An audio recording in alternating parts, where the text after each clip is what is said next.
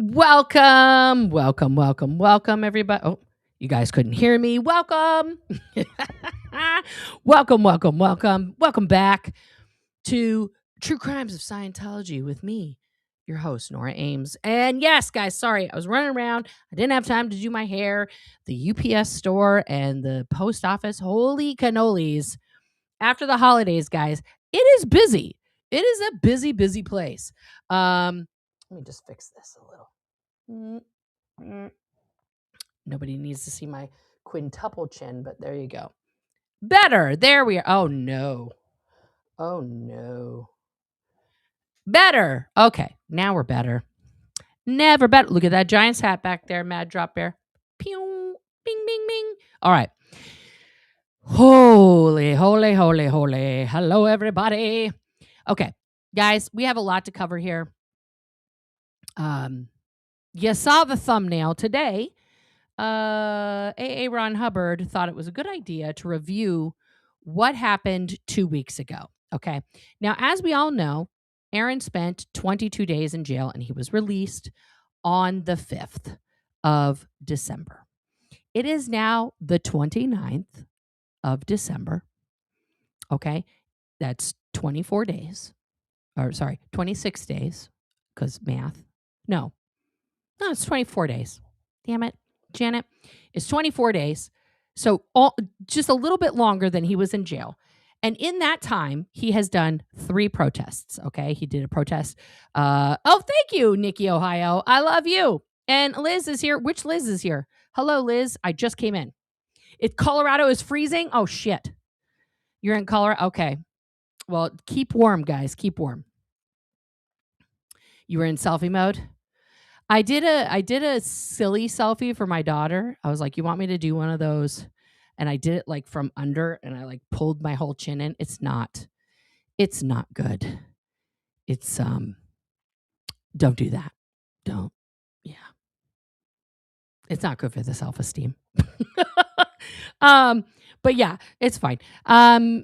So in the last 3 weeks, Aaron has consistently, oh, what's up? It's Ferris in the house. What's up, Ferris? In the last 3 weeks, Aaron has protested every week. And every week, guys, every week, something has happened that is not good. That is should not happen. That should not happen. So we're going to go over those 3 incidents. What is the title? What's the title of this, Lanikin, you ask? Alleged malignant narcissist, Aaron Smith 11, is amused with his abuse of others. Yeah. And today, the reason why I'm doing this today, what did we talk about yesterday, guys? We talked about Aaron's complete gleeful joy at his own abuse. And then he just did a video where he literally did that today. So we're going to go over his video from today. But first, we're going to go over a few things here. Okay. So first, we're going to take you back to the video from 2 weeks ago. Okay, that's how it's listed. It's actually from longer ago than that. It is from December 12th. Okay, so Friday, December 12th. We're going to go to that one. Okay, that was the first week he was out protesting from after he left jail from Target 2. Okay, just to set this up for you guys so you understand where we're at. Okay, so here we go. Now, I have a question for everybody. When I'm here, because I got several comments that could I stay on the right-hand side because the documents or things that I show on the other side. Oh, hang on one second, everybody. Hang on one second.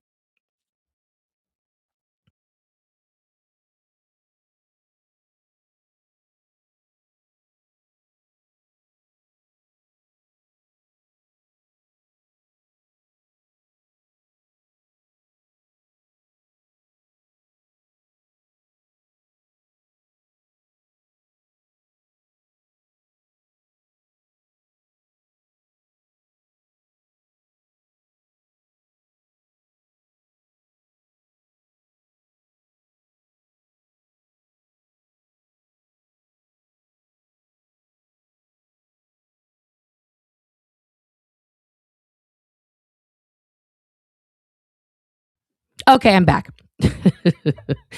Sorry.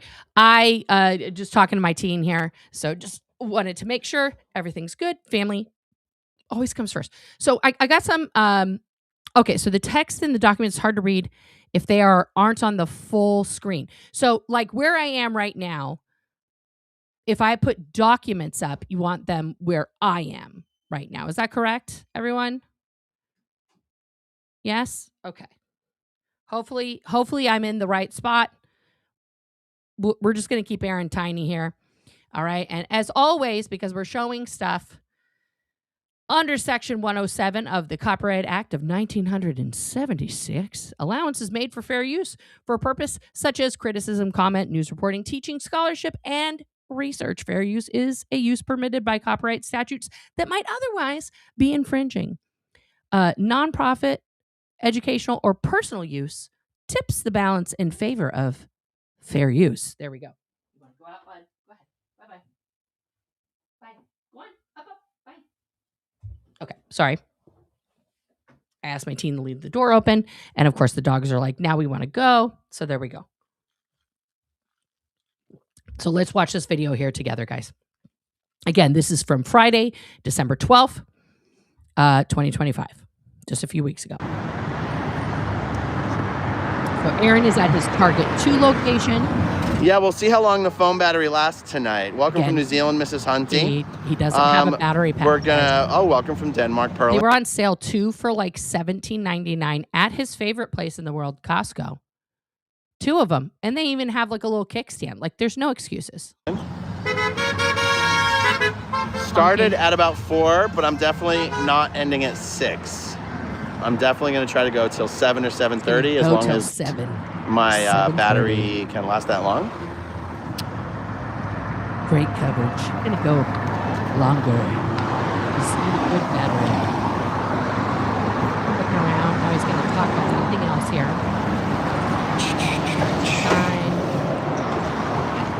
Here we go. Let's see. Scientologist or not a Scientologist? Scientologist or not a Scientologist? We're playing the game. Sciento or no Sciento? You be the judge. Yep, Scientologist. Totally. Okay, so now he just set that sign down. So, and then he took a step, he set that down, or he had the blue sign, or sorry, that's over on his other side. And he's zooming out. But again, let's watch this interaction. What do you think of the sign over there? Pretty impressive, huh? Why don't you go peddle your hate somewhere else? With this, look at his fingers, his first fingers inside the pants, like he's just holding himself steady. He doesn't want to, he's got his freedom hat on, freedom. He's got his IAS badge. I'm a Scientologist. Right? Peddle my hate? So well, I'll tell you what, I probably do more to help Scientologists than you do, because I actually help people who are escaping from Scientology. 3, I help people who are... Okay, so this guy snatches the phone. I want you guys to listen very carefully to Aaron's verbal interaction after having his phone snatched by like a 78-year-old man. You can't steal my phone, sir. That is battery. That is battery. I'm calling the police right now. Okay. Give me my phone. That is robbed. So as soon as he says, you can't steal my phone, he says, I'm not going to steal it, right? The immediate answer back, I'm not going to steal it. Then he says, that's battery. I'm calling the police. He says, okay. And he literally lets it go, guys. Okay. Now at this point, Aaron, I believe, has his phone. So it's like, I counted it out last time before we got the picture back that it was 12 whole seconds. But that may be because Aaron had his own hand on the phone trying to put it back in his gimbal. Robbery? That is robbery and battery. Okay, you don't have to take the phone. No, you're calling the police. I'm live streaming on No, you're calling the police. I'm live streaming. YouTube, and you just battered me live on YouTube. Get ready, sir. You're going to get arrested. So that's Aaron putting the phone back. Going to Fort Harrison. They're going in there. Flip it around. There we go. We're back. 3, 2, 1. I apologize. I need someone to call 911 if you can. I need someone to call 911 if you can. He sounds like the guy from Office Space. Yeah. I'm going to need you to come in this weekend and work on those TPS reports. Yeah. Like, he's so shook, guys. He's so shook. He was battered. He was battered and robbed. Okay?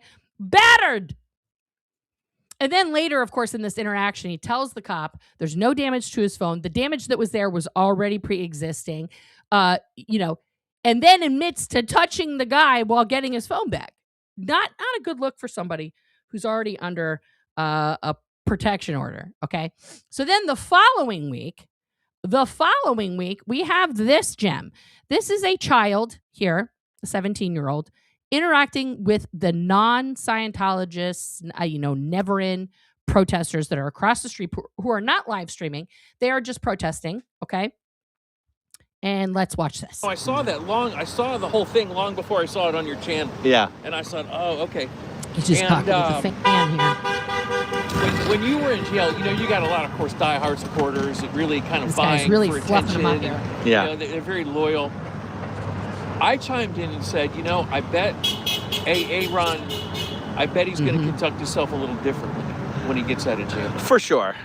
Yeah, And for some sure. people actually For sure, I'm ragged on going to me be for saying totally that. different. I'm like, my God, after no. I get out of jail, guys. He's probably going. So different. Well, here's what I think. Other than there's conducting myself differently, but there's also feeling differently. Oh, he feels different, guys. Guys, he found Jesus. Don't forget. Found Jesus. And I think one of the things that happens with me is when I'm interacting with Scientologists, my adrenaline's pumping pretty hard. Does that sound like an activity that you should be doing all the time? If you are when your adrenaline's pumping hard, guys, scientifically what's happening with you is your body is in like active fight or flight. The reason that your adrenaline gets activated, right, is because you're ready to fight or flee, right? It is an ancient system of glands and things that have helped human beings survive for millennia. Okay? And if you are engaging in an activity that makes you do that all the time, that is not helpful to your nervous system, to your body, to your mood, to your behavior, to your self-control. None of those things. Okay? Because when you're in fight or flight, you are in full survival mode. You're just like, survive! Right? Like just fucking freaked out. Okay? And Scientology, here's the irony in that, right? So in the book Dianetics, L. Ron, Lafayette, says that the basic purpose of all beings, right, is to survive, right? And so slowly over time, as you do more and more and more Scientology, your fight or flight is at a gajillion all the time. You are never relaxed. You are never calm. You are never not on high alert, okay? Never not on high alert, okay? That is the product of Scientology, is to be like, hi-ya! Like all the time, right?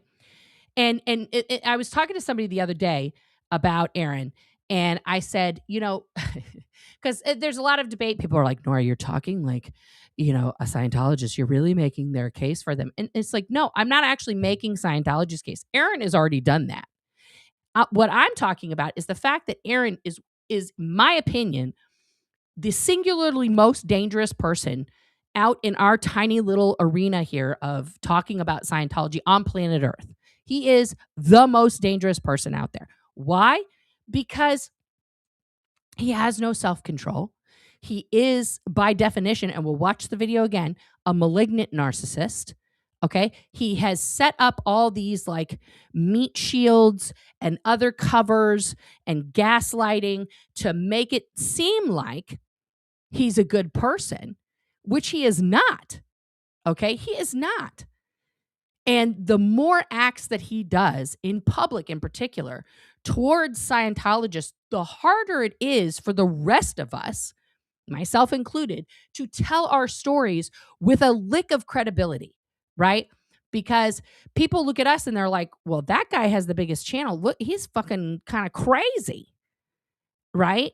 How come y'all aren't like reining him in, right? And that's a good fucking question.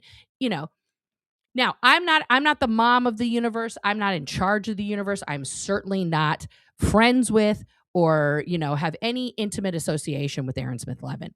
Okay. I don't want to make it seem like that. I don't. Okay. We used to be friends. I used to consider him one of my closest friends. I learned through lots of therapy and other things that was never the case. Right. And it's taken me a long time to come all the way around the horn to be able to see in reality what he's doing. Because here's the deal, guys. And I want to make this abundantly clear. Let me just take this off the screen before we watch this interaction that goes totally sideways on Aaron's part. No matter how evil, okay, and I have had people inside Scientology do completely untoward things to me personally, okay?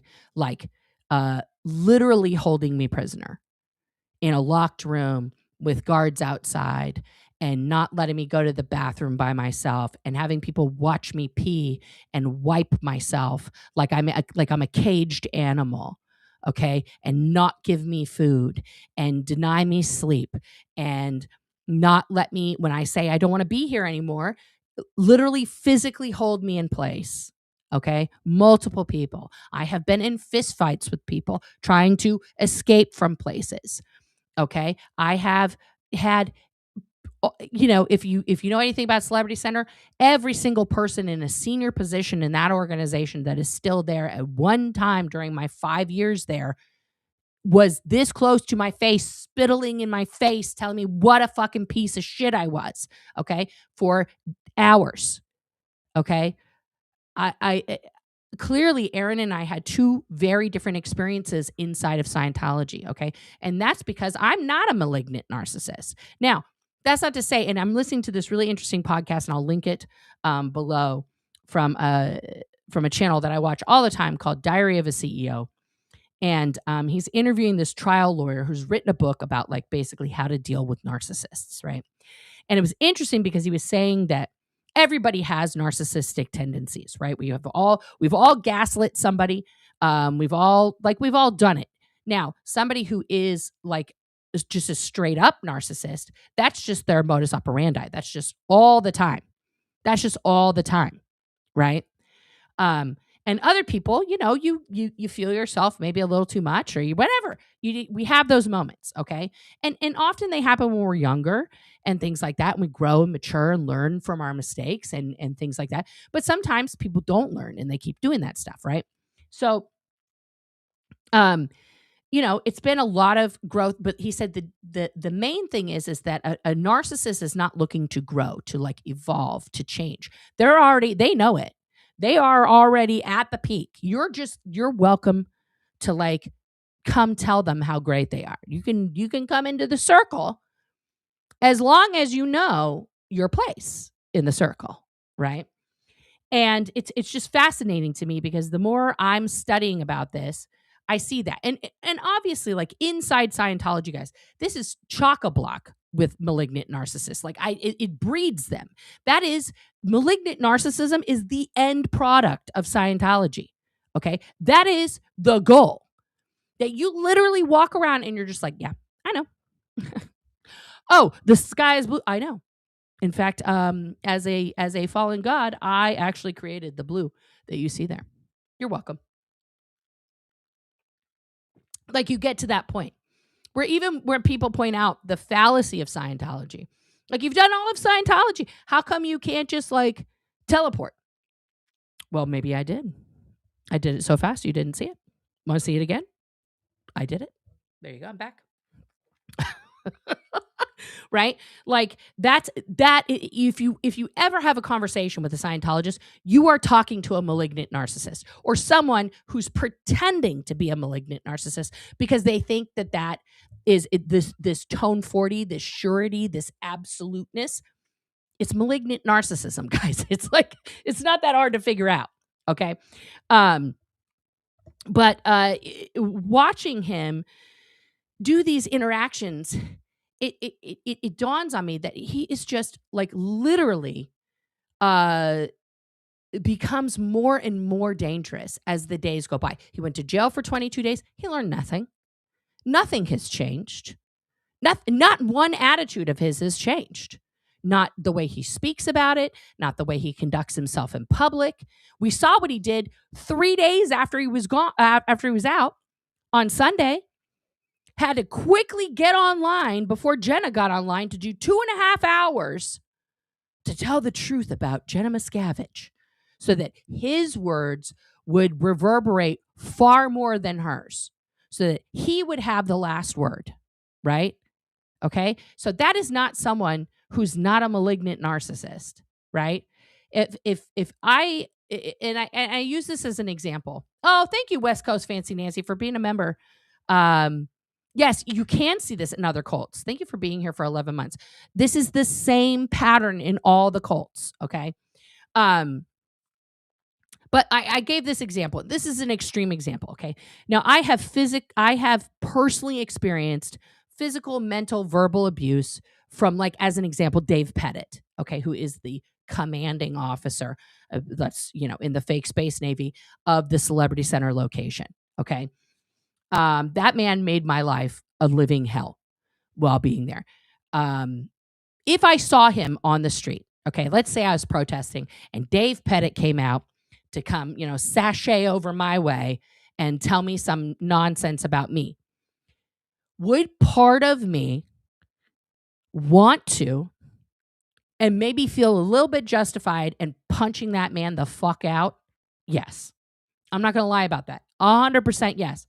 But a much larger part of me knows for a fact that despite that man's evil, despite the torture that he does to the people, his underlings, every single day, okay, he's still a human being underneath all that. This is a man who's been lost to a cult for 60 years, 50 years, probably 50 years. He's a little bit younger than my mom, so like 50, 55 years, okay? That is sad. That is fucking sad, right? And so that part of me would win the argument, and I would approach him with such empathy and love that he would probably pass out. Because the one time I did that, the one time that I did not give a fuck what that man said to me, I really didn't. I was over it. I was so gone, and I should have actually left, okay, at that point, because it was the first time that I was not under anybody's spell. And then I let them break me. But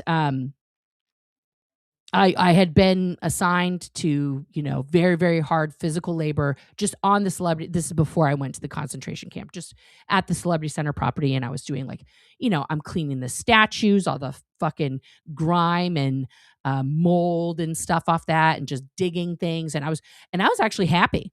I was like, fuck yeah, this is great. I'll go build some fucking cabinets. I don't got to talk to nobody. I'm listening to the music I want. I'm doing stuff, whatever. And he came and he's like, brah, brah, brah, brah. And just like literally, we were in this little room. We're less than 2 feet apart because this desk was really small.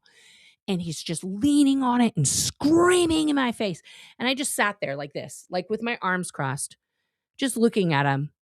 And I remember studying his face in that moment, just thinking like studying every pockmark on his face, thinking like, God, he just had horrific skin. And then thinking, oh, that's why his daughter has bad skin, because it's like genetic, right? He gave her this terrible, terrible skin. And I was like not even really listening to what he was saying. It was just screaming obscenities and telling me how I'm the worst person on the planet. Oh my God, thank you for gifting 20 memberships. I'm going to read that out in a second. Just horrific things, okay? And finally, when he was done, it was like 5 minutes of this. I just took like a big breath in. I uncrossed my arms. I was like, okay, are you done? Because like I have stuff to do. And I just looked at him like that. Like I just didn't care. He pushed his chair like as far away from me as he could get. And his face went pale. Like just the soul was leaving his body. And he was like, you keep her. And there was another person in the room to witness this and just also just stand there and look at me in judgment. And he said to her, keep her far away from me. She is crazy. And I wasn't crazy actually in that moment. But then those words convinced me that I was acting the wrong way, right? So I started like to do this whole spiral on that. That's a whole other story. But because of that, in that moment, I should have just, like I said, guys, a lot of roads I should have taken. I should have left because I was not under his control until he said that. Then I thought, oh no, am I crazy? Shit. Right. And then I did it to myself and I started like doing the Scientology thing. But when you do that, when you just don't, it's not, none of what they say affects you really. That power you're supposed to have as a Scientologist, when you actually demonstrate that to one of them, they cannot like be in the presence of that. Right. So if Dave Pettit came to me now and he's bah, bah, bah, bah, bah, I would just say like, noted. Like he would freak out. He would freak out. Right? Yeah. She's not afraid of me. She's crazy. Exactly. That's what the narcissist wants, right? They want you to fawn over them. And when you're not fawning over them and giving them praise, they're going to make you argue with them. And when you don't argue with them, they get broken. They can't handle it. Let's go over these gifted memberships real quick before we watch this next clip. Thank you. God is on vacation. 20 memberships here. Let's see who got one. The Avocado Professor got one. Kathy got one. Sandy, Crocheting Wizard, got one. Bainbridge 568. Mayan Art Supply Hoarders Land. Wow, listen, that's a lot of stuff. And I would love to see the Mayan art. Gray Rocking, yes. PMS 1231 2. Okay. KXXO got one. Rush Monkey got one. Mena got one. Love and Life, so live it. Okay, I got it. Got one. I'm trying to read these names, guys. I'm not good at it. Chris got one. Grandma B got one. Connie Courtney got one. CK Flush got one. This is 20 names. A Tribe Called Duff got one. Lydia got one. Jamoa. Oh, Jam Ma of 5. I got it. I figured it out. Look at me. Laurel got one. Misfit Melody got one. And Nellie Ram 9391 got one. Well, thank you so much for that. That is incredibly, incredibly generous. And thank you to all the new members. Yeah, exactly. Dylan in the house. The SRAs in the Sea Org are next level. Yeah, it's true, guys. You will never... I do not care where you have worked. I'm sorry. This is going to sound like a brag. Okay. Humble cult brag here. Incoming. You will, outside of like the military or the police academy, okay,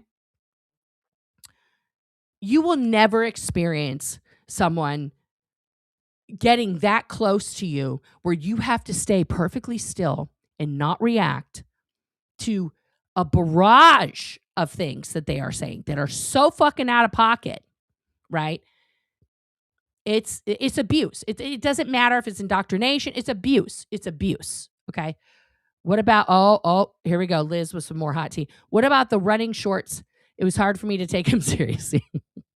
Right? When he would wear his hot pink teeny tiny shorts and then try to like, spittle in your face. It was a lot.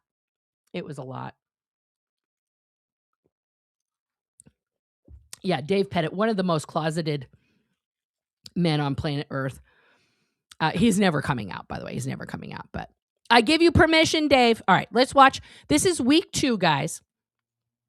This was originally filmed December. No, sorry, wrong one. I had it up. This one, there we go, was from 10 days ago. This is the 19th. This is the following Friday. Aaron's out at Target 2 again. We have this teen interacting again with these never-in Scientologists. Like, I know I seem like I might sound like I'm cool, calm, and collected sometimes, but my address... Can I just take a quick survey? Has Aaron ever sounded cool, calm, and collected while he's interacting with a Scientologist? I don't know about that.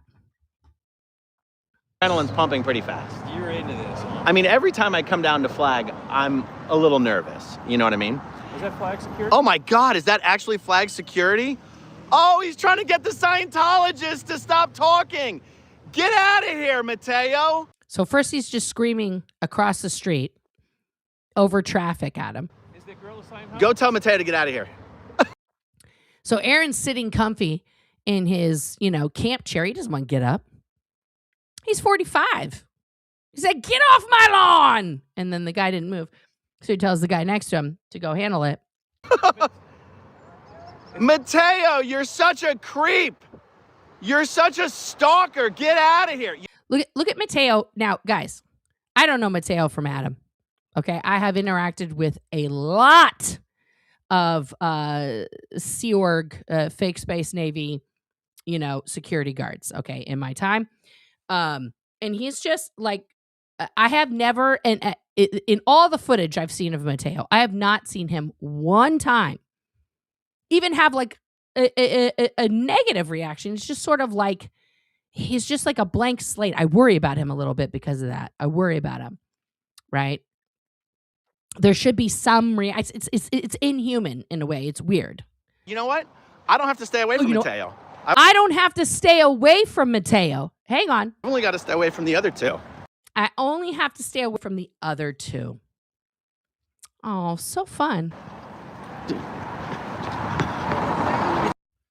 He's running, guys. He's running. What the hell are you doing here harassing protesters? Get the hell out of here.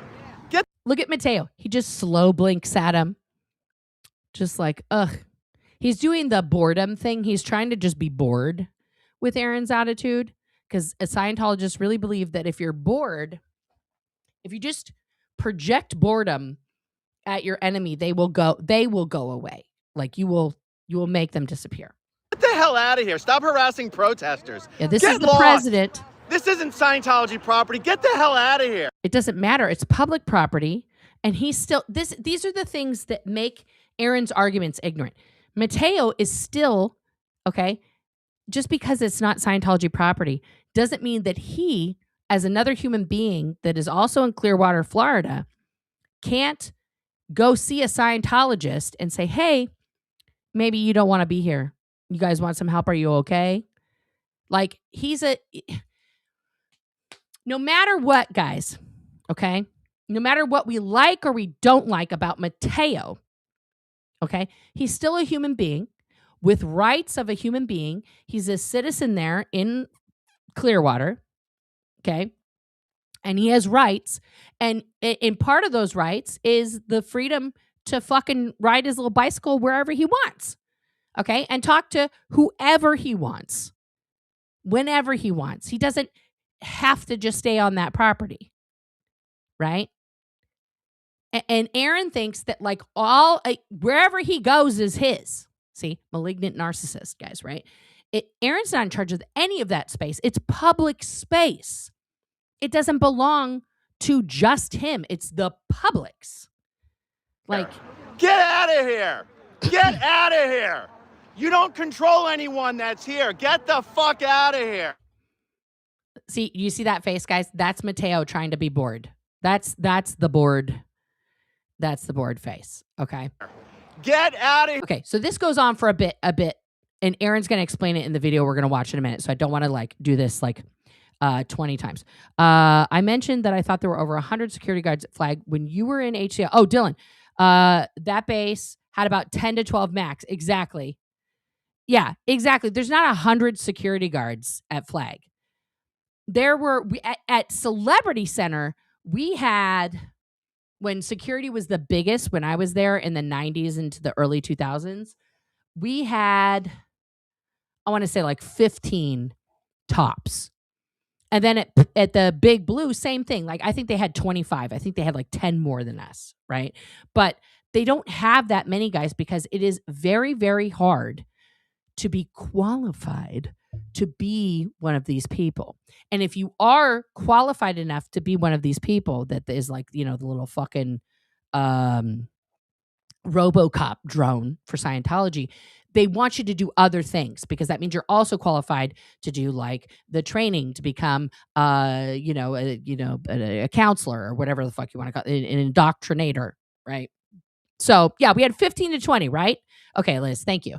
So it's just really like the fact that he says hundreds, it's not factual. Plus, there's not enough fake Space Navy members in any of these places right now to, allocate that many people for one department, for a subset of one department. It's not even a whole department. It's just like, ugh, yeah. So then this week, guys, this Friday, I thought he didn't do a protest. I fucked this up. I was like, oh, it's another SW Scholls. I thought it was a part 2 to the video where he's reviewing this guy who trespassed on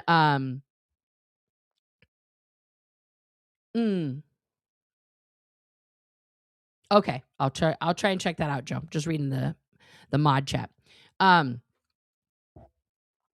So what was I saying?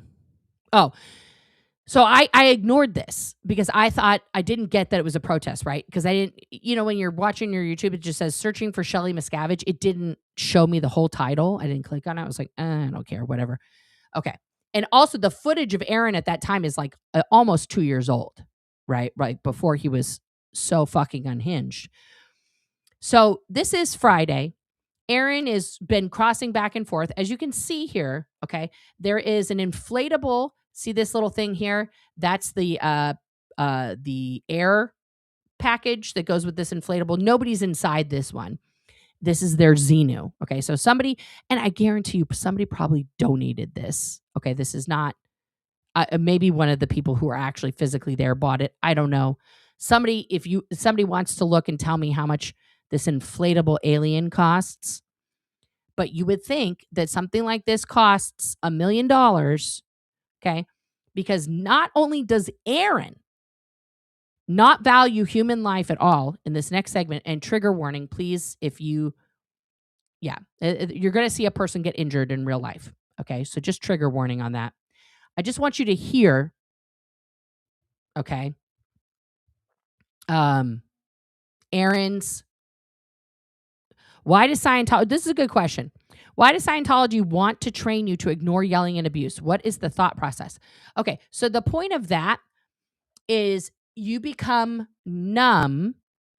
Okay, you become literally disassociated, numb to anything around you that is inhuman. You become okay with inhuman treatment of yourself and doing that to others. Okay, you are trained. That's why I say the end product of Scientology is becoming a malignant narcissist. You become devoid of feelings, devoid of empathy, devoid of your humanity. Okay, just it's erased from you. Okay, the point of that is so that you, like, if you've ever seen that, God, what's the movie with the train and the people in the back of the train are like the poors and the people in the front of the train are the rich people, and everybody has this like function, and if it doesn't function, then the people all die because the earth is frozen and the train is just like going around the world endlessly.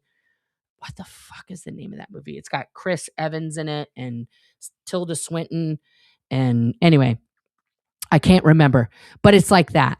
You become stuck in this function that is keeping this machine going because you are also indoctrinated to believe that that little tiny function that you're doing, right? Snowpiercer, thank you, Snowpiercer. That little tiny function is the most important thing in the whole world. And if you are not personally doing that function, everything in the world will, everyone's going to die. You're going to kill everyone, right? So you have to shut yourself off from all of this feeling permanently, because when you fail at that tiny function, right? When you fail at that tiny function, you're going to get talked to like that by not just one person, not just the person who's your immediate supervisor, by everybody. And it's okay for everybody to talk to you like that and treat you like that. And it's okay for you to treat others like that when they fail, right, at their function, right? And you also have to ignore any evidence outside those windows that, oh, if you haven't watched it, trigger warning, that one is brutal AF, okay? You ignore any empirical evidence outside of your train that you're on, okay, much like Snowpiercer, that tells you that what they're telling you is a lie. That actually this might not be true. My function here, my little tiny job, actually isn't doing anything. I'm being told I'm helping all these people outside, but none of them even know that I'm here or that I'm doing it. Right? So you have to stay with the horse, like with the blinders on, right? So you only see this little teeny narrow strip in front of you. You can't take those blinders off. You can't look around, right? Okay? Which is much like how A. Ron Hubbard runs his little cult, okay? So we're going to watch this here. It's a series now. Yeah. Is Aaron trying to impinge or put in ethics? Probably. That's probably what he thinks. The short answer is tone 40 intention. You're tasked with always being comfortably comforting. I can't tell you how many times I was told to be willing to experience anything. Yep. Be willing to experience anything. Yeah. Yeah. All right. Let's watch this absolute debacle here. I don't have any other words. Here we go.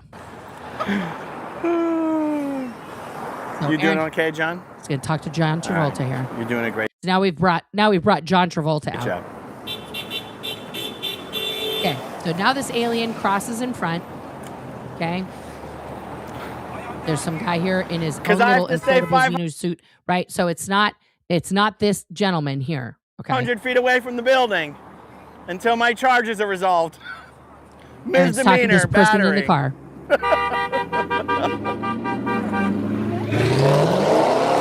Now here's Tom Cruise. That's true. Laura Prepon. I don't know who this lady is in the butterfly outfit, but if somebody can tell me, is that Ellie? Is that Ellie? She was the tree last week, and now she's back to being a butterfly. I believe. Oh, and also, actually, you know what? Beck.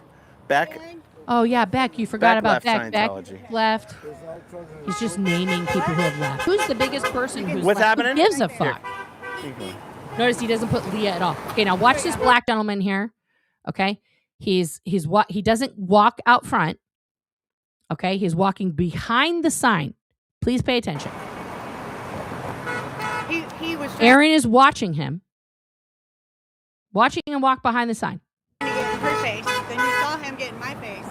So now Ellie's recounting what this guy did. So Aaron is like, Okay. So now Aaron's walking towards the guy. He's walking towards this black man. He's going to go confront him because he got in Ellie's face and he got in somebody else's face. Okay. This guy tries to lean on the inflatable. Now, I really want you all, again, trigger warning. This guy is tripping over the little box there. Okay. That's the air pump for the inflatable Xenu. He's got, I don't know, it looks like a purse or something here. Okay. Let's just watch. Oh, shit, dude. Are you okay? Well, he just. Don't think he's okay. What is this crap? You got that? Now, look, he had his head up and then it just flops back. For like 3 seconds, I don't see this guy breathing. He's not moving at all. Not moving. I don't know who this guy is.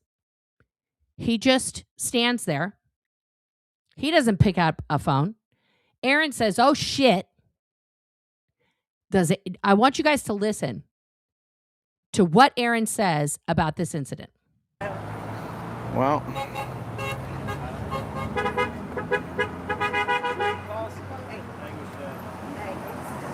Now, this lady, I don't know who she is either. She goes over and tries to, wake him up like he's just had a nap.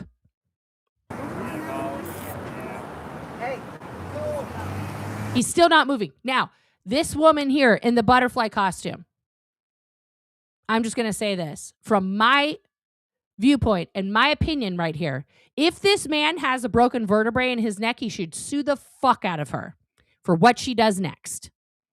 Okay? Because I want you to see how they treat this black man. He is not a person at this moment. He's not a human being. Not one person has said, someone call 911. Not one person, except for Aaron's chat that was blowing up. Aaron's chat was like, call 911. Oh my God, don't touch him. Don't move him. What does this woman do? First, she tugs on his arm, like as if he's just a thing. And then watch her grab his head here. She's pulling him by his head and neck onto the sidewalk. She is pulling him onto the sidewalk by his neck and head, as if he's not a human being. I'm sorry, but I'm just going to call this out for exactly what it is. This is a bunch of fucking white people who are racist, who are treating a black human being. I don't give a fuck if he's on every drug known to man. I don't give a fuck if he's homeless. I don't give a fuck. That is a human being who just fell because of your shit on a public sidewalk, completely blocking it. And this is how you're treating him. Look at it. You got to get up. Oh, what's important? Xenu. Xenu's important. Xenu's important. Not this man who now is turning his head. He shouldn't be doing that either. Here, listen to this conversation. Aaron hasn't said anything else but oh shit yet. I'm not risking anything by touching anyone. I'm not risking anything by touching anyone. Now, you see this hand here? This hand right here? That's Mindy's hand. She's on the phone with 911. She's the only one who acted like a human being to this man and called emergency services to help him out. Now, this lady somehow knows his name. His name is Franklin, I guess. I don't know. Oh, don't kid yourself. Don't kid yourself. Got this lady, gothic lady Lazarus. It is absolutely twofold. It is because they're racist and because they don't want the cops. Okay. I think Xenu got popped, you guys. Oh, guys, Xenu got popped. Oh, no. Xenu got popped.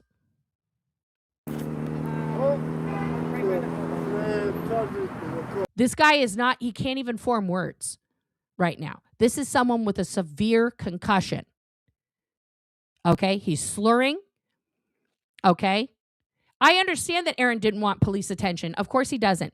But it is literally the way that woman, Ellie, with the fucking butterfly on, handled a human being who is literally possibly just broken their neck. That is inhumane. That is inhumane. You don't touch someone who has a possible head and or neck injury in this case. Okay? Mindy is the only person who called for help for this man. Okay?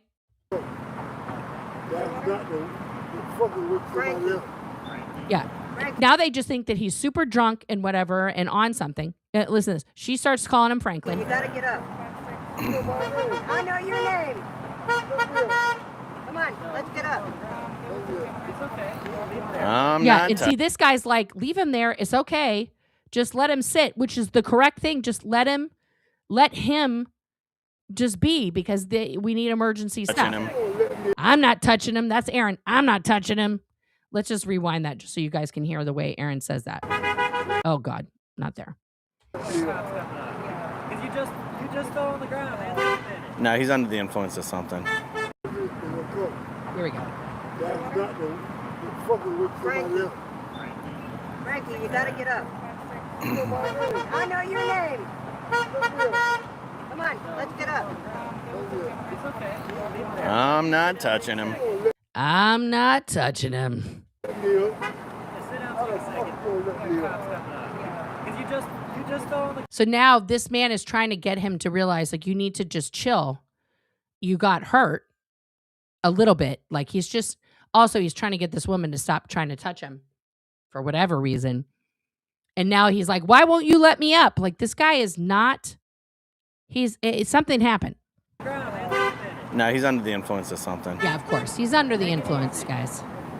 Not the fact that he just fell flat on his back, knocked the wind out of himself, cracked his head on the fucking, sidewalk. No, none of that. Tried to lean against Xenu, but there wasn't anything there to lean on because... Yeah, he tried to lean against Xenu, guys. What an idiot. Xenu's just full of air. Yeah, he's wasted. No, when someone is slurring their speech that much, I don't know what his speech was prior to this incident. I don't know what the speech was prior to this incident because Aaron didn't have any interaction with him. So there's no audio of the way that he spoke to the other two women prior to this happening.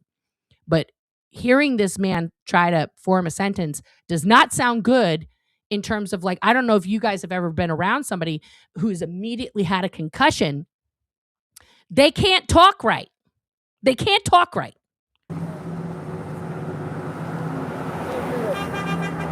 Okay, let's make sure we get the cord. Let's make sure we get the cord. Look how mad she is that he's on Xenu. Everyone's just fresh. Oh, let's wave. Let's keep our signs up.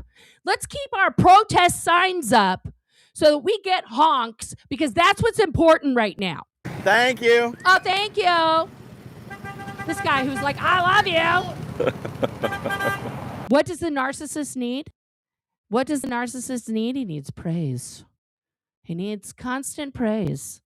There's a man literally on the ground, 3 feet from Aaron, who just fell and is injured. And Aaron is more interested and focused on getting praise from randos on the street.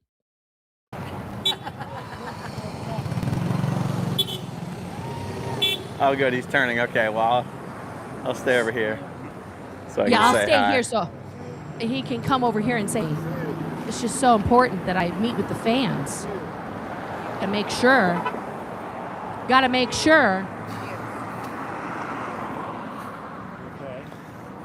Look at him. Still not even looking at the man. The man is still on the ground. Not even looking at him.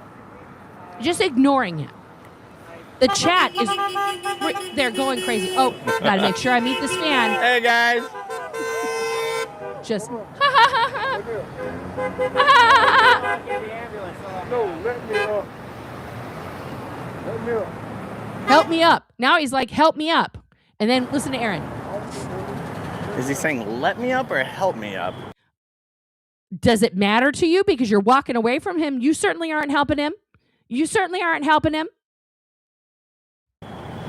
I'm not touching anyone. I'm not touching anyone. Would you like us to call an ambulance? Right. They'll be happy to touch you. Right.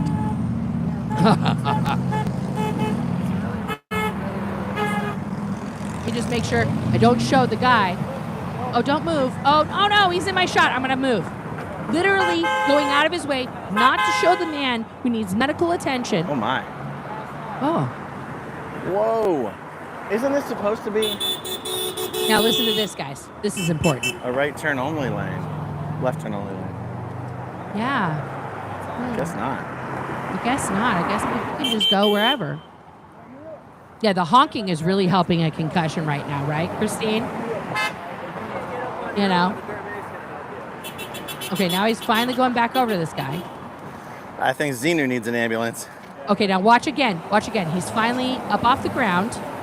And then what happens immediately? She steps, look, she can't wait for him to leave. Look at her demeanor. Look at her body posture. He's talking now. He's standing. Now he steps over it. Look at her immediately. No, thank God he doesn't have a canine mark I gotta safe. collect my Xenu. That's all that matters. That's all that matters. Is fucking this stupid motherfucking alien blow up fucking thing. Not the human being. Now, Mindy is still on the phone. There's Mindy on the phone, okay? Let's observe Mindy. The last of the human beings that this person... We lost Gerald's Xenu. arrived. He took out Xenu. Not, oh my God, a man fell. He might be injured. He popped Xenu. Now listen to how he recounts the story to Cheryl. That's good. Xenu only lasted for 72 minutes. Short life. He left us early. Now, what is Cheryl going to confront this guy for having popped Zeno? She doesn't even know what happened. She doesn't even know what happened. Oh, look, she's so mad. She's kicking him. Oh, well. Funny that. Funny that. I know, right? Yeah, it's funny. That just happened to happen, you know? Exactly. I mean, somebody stumbles in and then falls down and destroys a few things and wanders off just fine. Yeah, he's totally just fine, guys. He's totally just fine. Totally. Let's pay attention to what happens. It's amazing how that works. Now this guy's accusing the guy who's injured of having been like some sort of Scientology plant.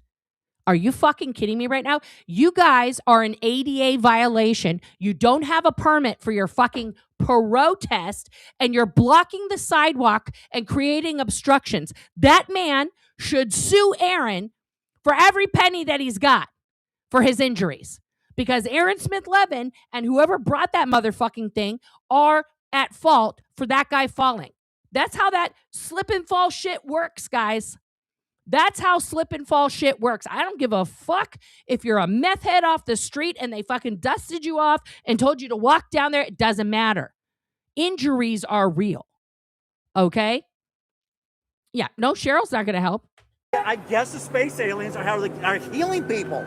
I mean, he falls down. Oh, good. Here comes the ambulance that Mindy called. Oh, hail Xenu. See Cheryl's reaction there?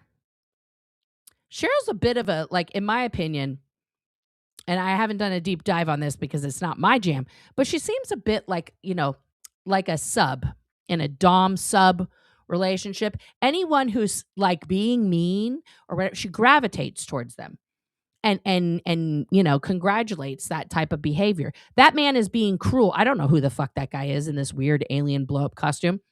That man is being cruel to another human being, and he thinks, and Cheryl thinks that was good. Not only does she think it's good, she ran up to him to give him a hug for saying these untoward, awful things about a human being who's just been injured in front of him. Still, Cheryl doesn't even know what happened. Okay, so now here comes the ambulance. I think he's here for us, you guys. No, it's not for you, you fucking narcissist. It's for the guy who got injured. He's going to pull right into the lot. They were watching the stream. No, they're not watching the stream. Mindy called because there's Mindy, okay? There's Mindy who's going to go down, all the way down to the fire department in the ambulance to make sure that this man gets help because he's already walking down the street. They're watching the stream. No, there he is. And look, he's going to go right up to the fire guys, and Mindy's going to go up there. Can you tell them Xenu could use a little bit of attention over here? Did you hear that, guys? Did you hear that? I'm going to rewind it just so you can hear it from Aaron's lips, okay? I don't want to go too far because I don't want to hear that guy again. They were watching the stream. They were watching the stream.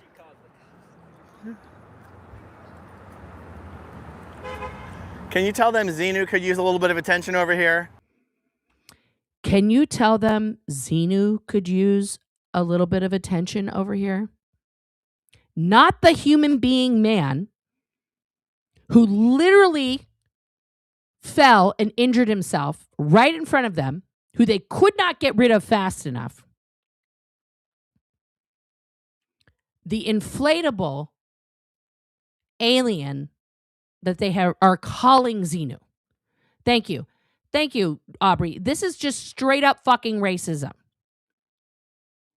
On top of malignant narcissism. Okay.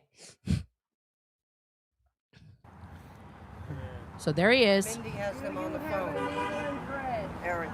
Yeah, he was on. Listen. Oh, okay. See, now he's upset. Did you hear that? Cheryl's like, Mindy has them on the phone. Oh, okay. Oh, my fun's over now. Listen to his tone change immediately. Can you tell them Xenu could use a little bit of attention over here? Mindy has them on the phone. Mindy has them on the phone. That's the first time. Listen to Aaron's tone. Yeah, he was on. He has them on. Oh, okay. Did you get him wiping out on camera? You know, I don't know if I got him in the process of falling or right after he fell. Yeah. But He came right behind there, and all of a kinda sudden, yeah, he tried to lean against Xenu like this. No, it And looked like that's he what happened. zoned out and then kind of started leaning. Oh no, he was totally zoned out. Yeah. was he? Oh, completely. First he went up to Ellie, and then he went up to Lauren, and Lauren was like, "Get away from me." Okay, so Ellie, I think, is the woman in the butterfly thing. Hang on one second, guys.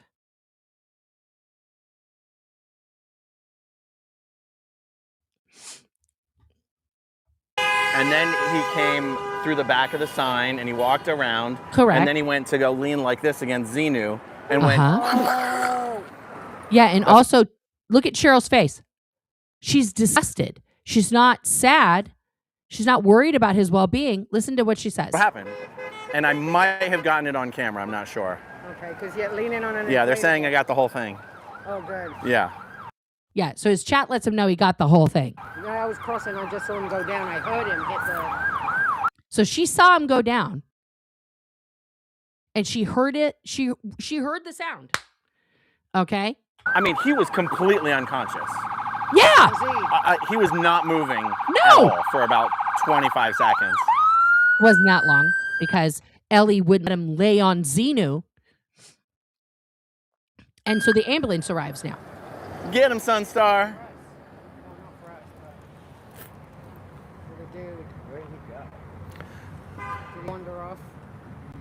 So look at, there's Mindy, guys, actually making sure that this man gets help. He's sitting on the ground now. There's Mindy, the one human being at the protest who actually made sure that emergency services were called. So good for you, Mindy. But maybe you should have a realization at this point that you are literally surrounding yourself with non-humans. Okay? Thank you. Thank you, Dylan. Very, very eloquently said here. I would like to see more understanding and compassion from a person who is self-tasked with helping others. That's why all the original board members leave when they see this type of behavior. Again, I asked the very pointed question, Dylan, and I know you know the answer to this, but how in anyone's name, and all the gods, old and new, and Jesus and Muhammad and Allah and everybody, how the fuck can anyone claim to have a charity that is purported to be there to enable, to help people in any way, shape, or form, and this is them in real life? Fuck a cult or whatever else. How can you be like, with a straight motherfucking face, right? Be like, well, I'm the president of a charity that helps people escape Scientology. Also, go fuck yourself, Mateo. Like, what?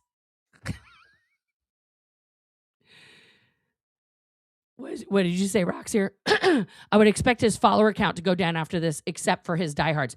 The people who are super in a cult, Rox, exactly. This is not, it's not rocket science, guys. Again, this is not my opinion. This is his actions. These are his actions and words, okay?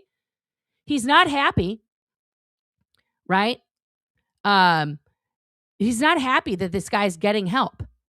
It is not bringing him joy to see Mindy down there, to the fact that she called the help for this guy. Okay? Yeah, he didn't look physically hurt, but he did look unconscious. I mean, he looked unconscious. I'm sorry. You don't become unconscious because you're okay. That's not how that happens. Ask Jake Paul. To me, He was out. he was completely out. Yeah, you were trying to talk to him. You were trying to move him. Yeah, I moved him. Or, Yeah, people shouldn't have touched him. Yes, first, yes. To get him on the street. His head was yeah, it's not a good place. Yeah, the Xenu was in the street, guys. Disgusting. And then I heard that pop as we lost Xenu. Did it break? Oh, no, we lost Xenu. Did it break? Again, no one is asking if this man is okay. Not one person. Not one person over here is like, gee, I hope he's okay. Oh no, Xenu's dead. Yeah. Oh man. I mean, you know what? Maybe if I got some heavy duty duct tape, maybe I could just patch the hole and maybe it'll be fine. Yeah, guys, I can fix Xenu. I can fix him. Possibly, because it's not a high pressure. It's not a high pressure thing. And if that doesn't work, vinyl glue. Or Velcro. It's like a rubber cement. Yeah, vinyl glue, guys. We got solutions for Xenu. No, I don't think he was faking being unconscious. Absolutely not. That guy was not breathing. Chewini, not breathing. Yeah. The Velcro, yeah. Rubber cement will do. All of the above. If he had broken like Tom Cruise, can you imagine? Maserati. An Italian guy. Guys, it's a Bugatti. It's a Bugatti. Fuck the human being that could have broken something or maybe even died in our presence. It's okay. A Bugatti.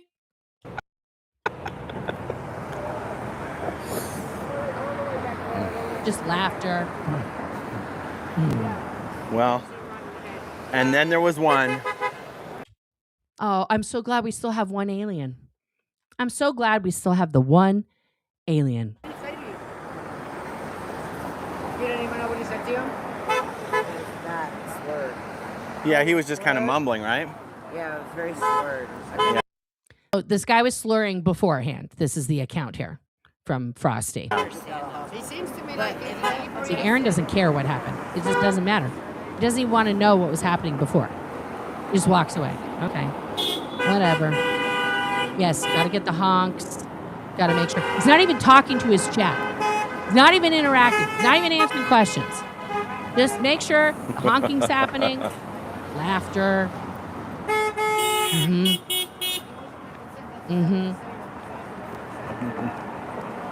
So I believe they do put him, you can see way in the back there. You can see, I do believe this man Richard, gets that's taken nasty. away in an ambulance. Thank God that Mindy was there to like talk them through what happened. The cops are here. At least the lights aren't on. No, he wasn't. Oh my God. Oh, hang on. What did he say? I was chewing ice. I apologize, guys. Here. Well, I mean, at least the lights aren't on. No, he wasn't. Oh my God. He called me a pussy? Yeah. What? He disagrees with the whole thing. So he's saying like, that guy's a pussy. It's like, Oh whatever, wow. man. So those were his last words before he fell, calling Aaron a pussy. Also, dear men of planet Earth, I just want to say this for the record.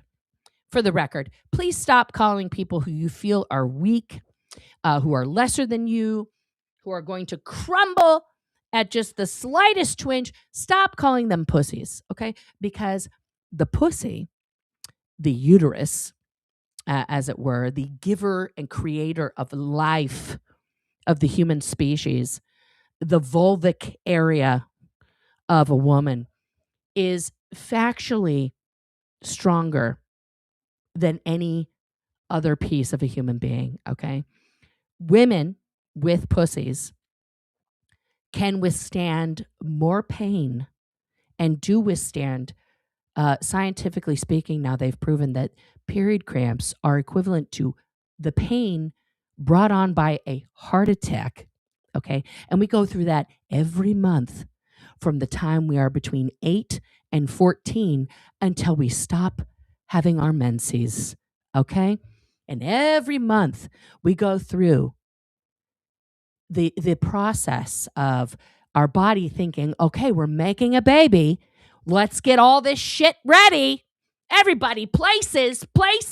And then, hot dog, just kidding. There's no, there's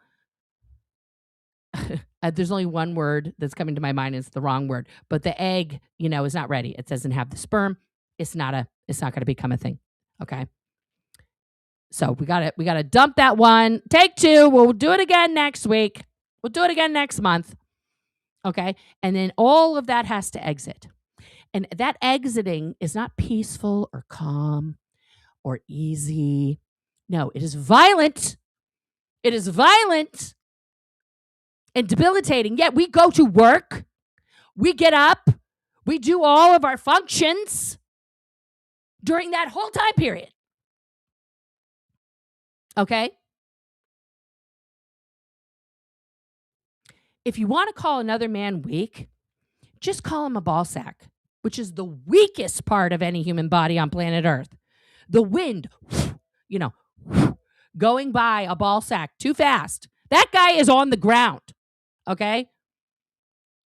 All right? You could kick a woman in the pussy, and she's not going to fall to the ground.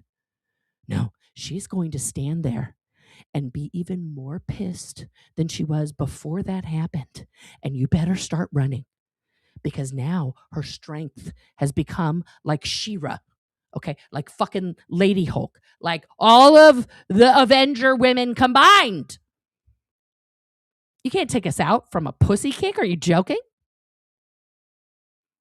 We just became superhuman. If I kick a man in the balls, that's it. He's down. I could fucking beat the fuck out of him. Okay? Stop calling men who you think are weak pussies. Pussies are strong. Pussies are beautiful. Pussies create life. What do balls do? They just sit there and fucking stick to your legs, to your hairy, disgusting legs, and stick to your ass and flap around during sex. They're disgusting.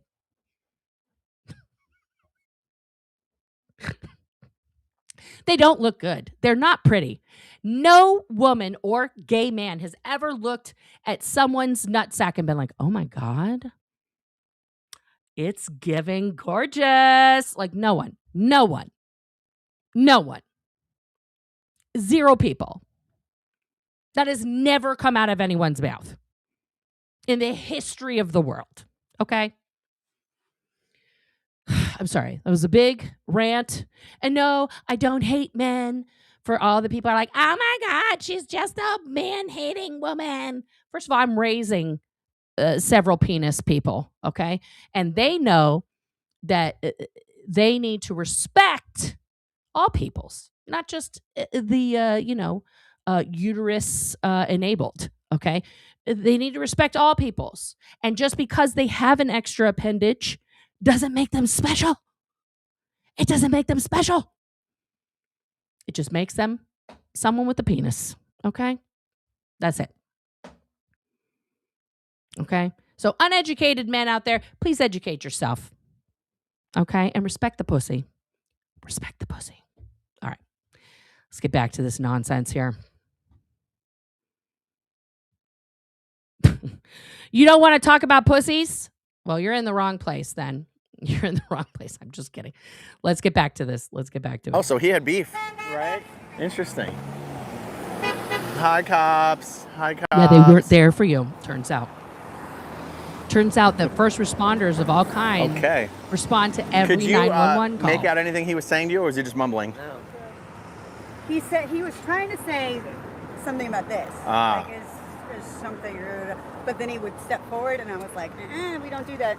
Are you okay, sir? And then he looked at me and was like, blah, blah, blah, blah. And then I looked at you, and I was like, hey, this is uncomfortable. Yeah. It's totally not racist, guys, at all. Now, yes, this guy is a larger guy than these women, and he's trying to invade their personal space. That's a no-no also. You shouldn't do that to anybody in public. But also, Aaron, who's always in people's faces, he has no room to talk about this. Is no room to talk about this. He ran away because there was a man. Right.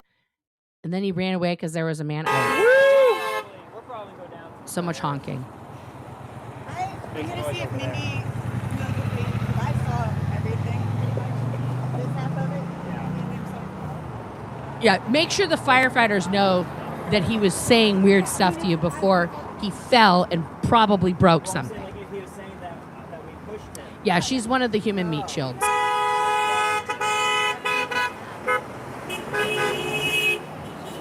Everybody wants to get their little supply of like, look at, it's me. They're all pick-me people here. It's all like, look, everyone's honking for me. It's for me. All right, have fun down there. Say hi to Erica. Okay, so they're going down to Target 1. They're going down to the flag land base because maybe somebody should be protesting. Oh, does Cheryl have another Xenu? She sure does. Oh, she sure does. Thank God Cheryl has I think Cheryl another brought, like, 3 Xenu, different costumes guys. with her today. Thank God, guys. We can't just have one Xenu in our protest. Thank you, Jar Mom. Thank you for this generous super chat. Thank you. Aren't you guys glad I didn't try to intervene or touch him in any way? I'm learning my lessons. Keep my distance. Aren't you glad I didn't try to intervene or touch him in any way? You were on your way to do that. You were on your way to put your face in his face because those ladies told you that he got in their face. That was your idea of being chivalrous. And then he fucked himself up. And then you did nothing. And then you did nothing. Don't touch anyone.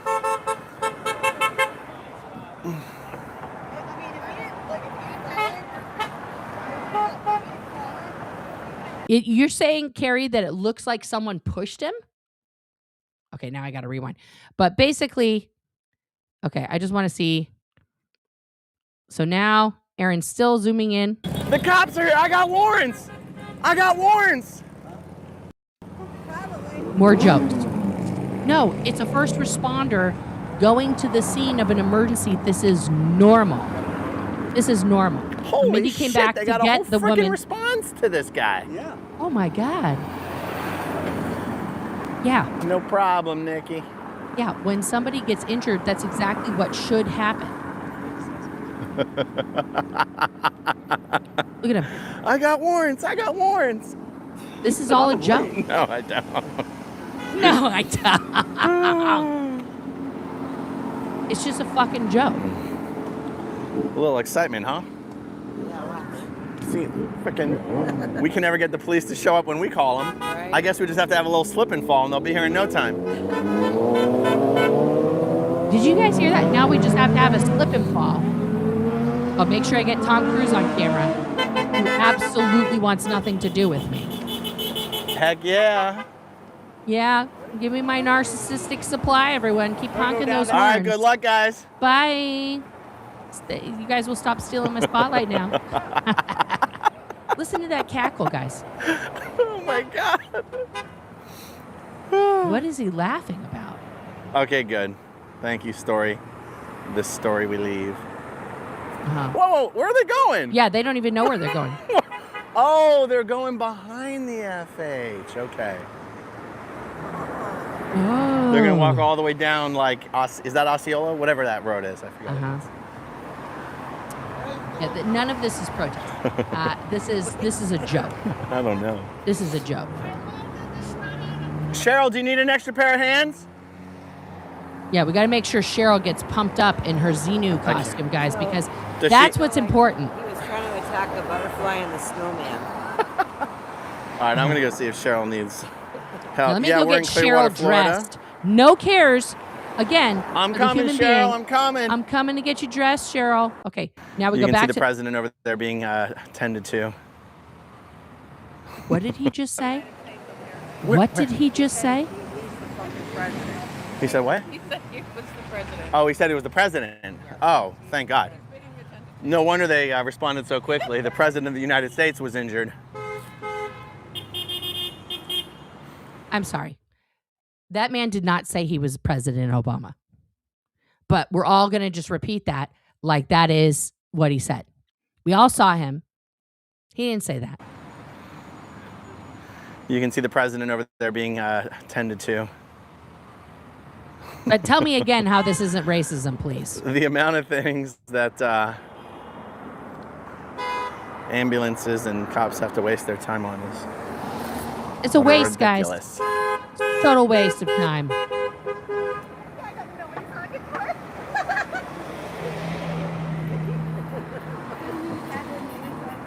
He was like, We're still laughing about no it. idea what he was looking for. We're still talking about it, guys.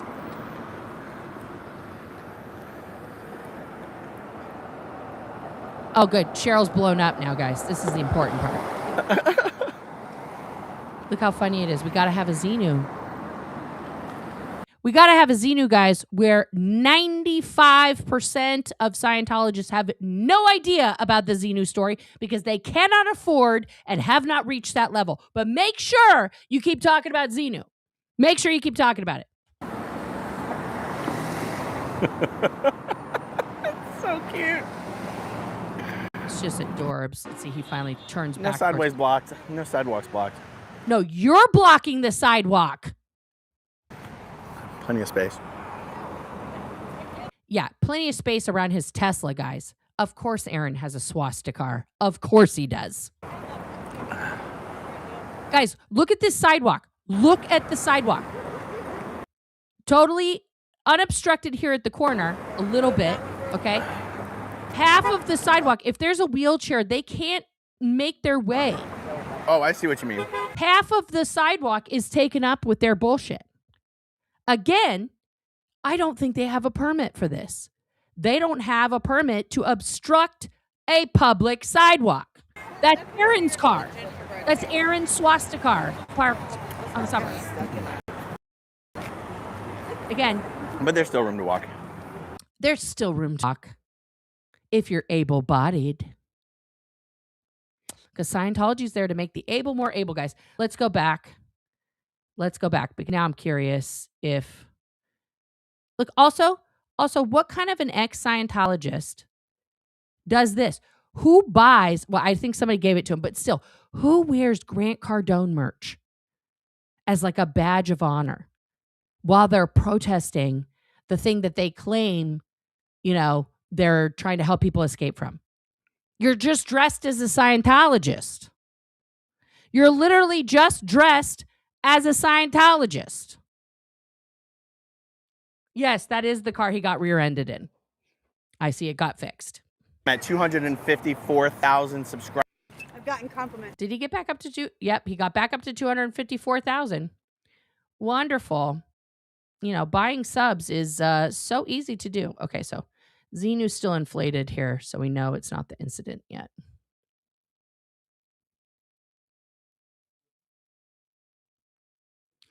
Xenu's still inflated.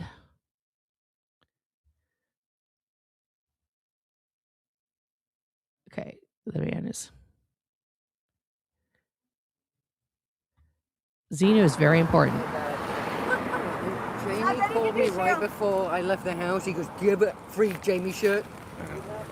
And actually, I know you're watching the stream. what was Joey Meatball's real name? Was it Herb? Herbie? Does anybody remember? Just talking smack about the guards and whatever. Okay, the other alien shows up. We're going to talk to that guy. Okay. So right here, let's go back. And Demeanor, battery. I'm gonna zoom in on this, guys. I'm gonna make this bigger, and we're gonna zoom in on this as much as I can. No, I'm not relaunching my Fakakta Chrome right now. Zoom, bump, bump. Make it bigger, Google. Okay. All right, let's see if we can. There's. That's true. Laura Ellie. Prepon did leave. Oh, and also, actually, you know what? This is the interaction that she was having that was upsetting to her. Please watch her demeanor. What? Beck. So then she calls for Aaron while this guy's talking to her. Beck left Scientology. Aaron's too busy talking. What's happening? Here. Yeah, he wants to go by, and she says, you can step through right back there. So she directed him to go behind instead of walking in front. Let's get the facts here, guys. There we go. So she tells him to go that way. He was trying to get in her face. He's trying to get in her face. We saw him get in my That's the snowman. face. Oh, okay. That happened. See, so okay, hold on. So Aaron starts walking towards the guy. Now I'm going to slow it down here.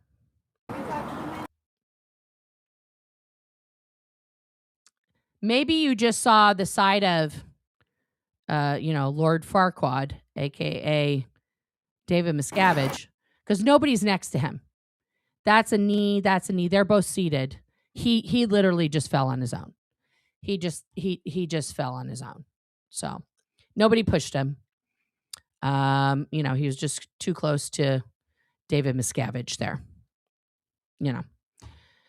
Either way, right here, you can see that not only did he try to lean, but he doesn't have any stability. Why?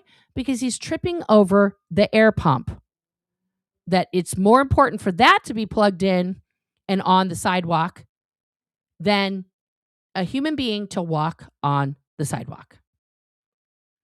Yeah, I think he did think it was a solid object. Clearly, it is, very possible this man was under the influence of a lot of things. It still doesn't matter. It still doesn't matter. Okay, so today, guys, Aaron thought it was a good idea to do this. Caught on camera, 2 Scientologists. Scientology tracks down and returns 2 young Scientologists. Now, his narrative about this is completely dumb. I don't know any other way to say it. Because it lacks something that we all saw happen in real time at Big Blue, where he thinks this is weird for a Scientology security guard to be off property, okay, as they would call it, right? So I'm just trying to look for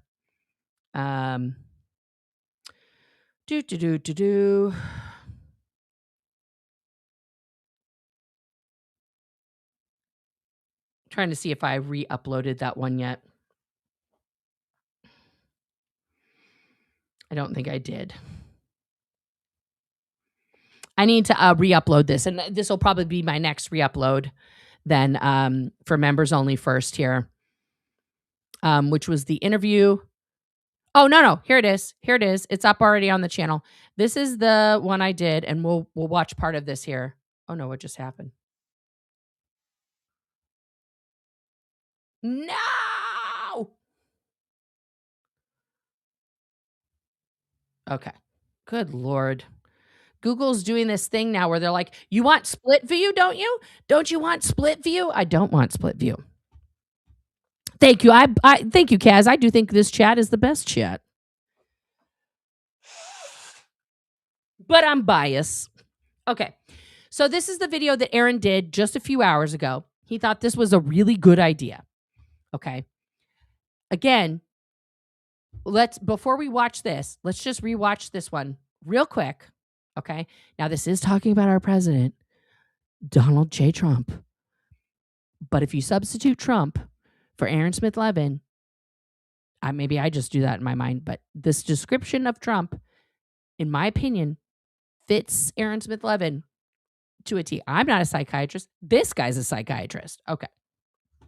Hell of a lot of trouble. Us, America, but the world is in a hell of a lot of trouble because the most powerful man in the world is both evil and demented. He has the most. Now, this is where Aaron and Trump differ.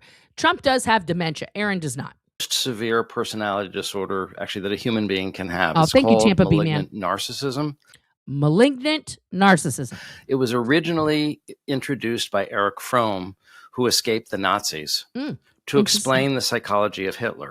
Yeah. And other murderous dictators like him. It's actually not in the DSM. It's kind of a historically obscure diagnosis. Oh, yes. But I happen to have studied with the person who was the world expert on malignant narcissism. And so early on, when Trump was running for president in 2015, I recognized that this was essentially a meeting. In 2015, this man was like, oh, he's a malignant narcissist. Meteor heading towards Earth, because I knew just how destructive a malignant narcissistic leader can be to a country. Yeah, we've seen that happen throughout world history, not just with, Adolf and the Yahtzees. I saw it as potentially fatal to our country. And unfortunately, that seems to be potentially coming true. It has 4 components. Here we go. Narcissism, of course, but also psychopathy, or what we call antisocial personality disorder. So lying, breaking laws and norms, having no remorse for violating the rights of others. Also paranoia, and finally sadism.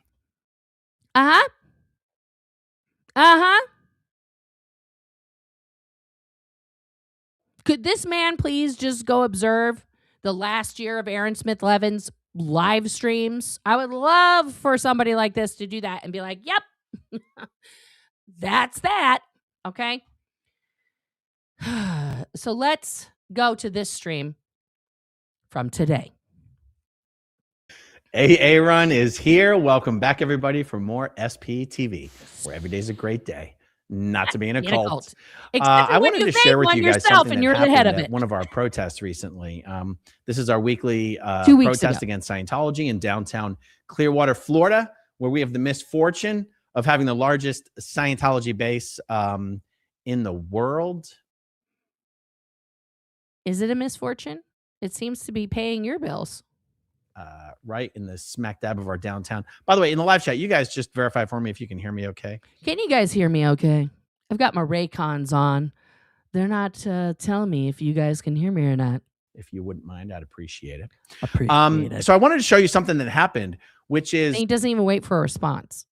He has no idea if they can hear him. He doesn't care. For the first time ever since we've been out here doing this, doing these protests, which has been well over a year now, every single week. We've been doing this every single week for well over a year. We're so successful. Look at us.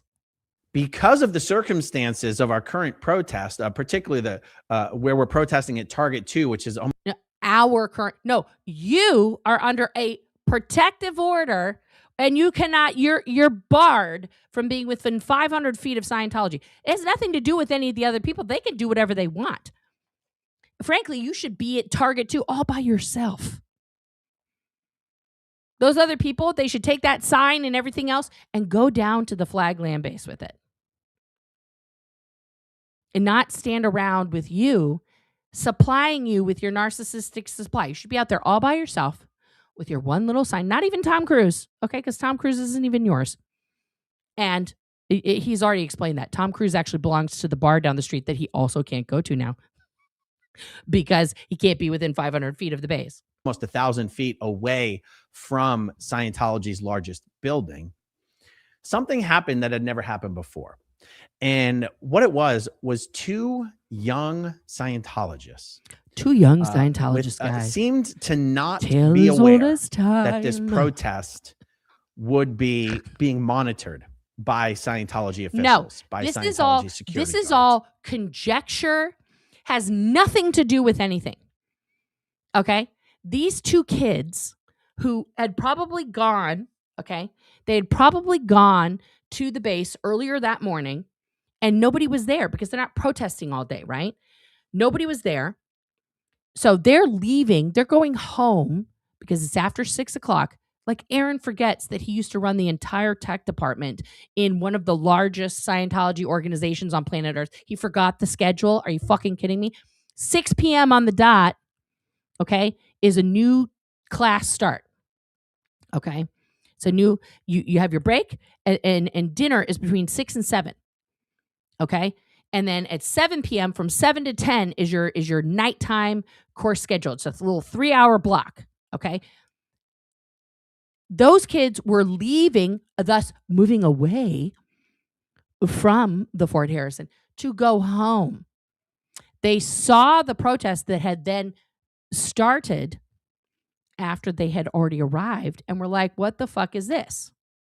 Because they are teenagers. Also, I want to point out, as a parent of multiple teens, okay, some of the things, and also Aaron has teens, okay, the things that he says in regards to these teenagers tells me volumes, like Encyclopedia Britannica level volumes about his involvement with actual parenting of his own children. Okay? Because he should be way more aware of why these kids were acting the way they were. Just having teens, Scientologists or not, these teens are built different, y'all. They are built different. By the Sea Org members.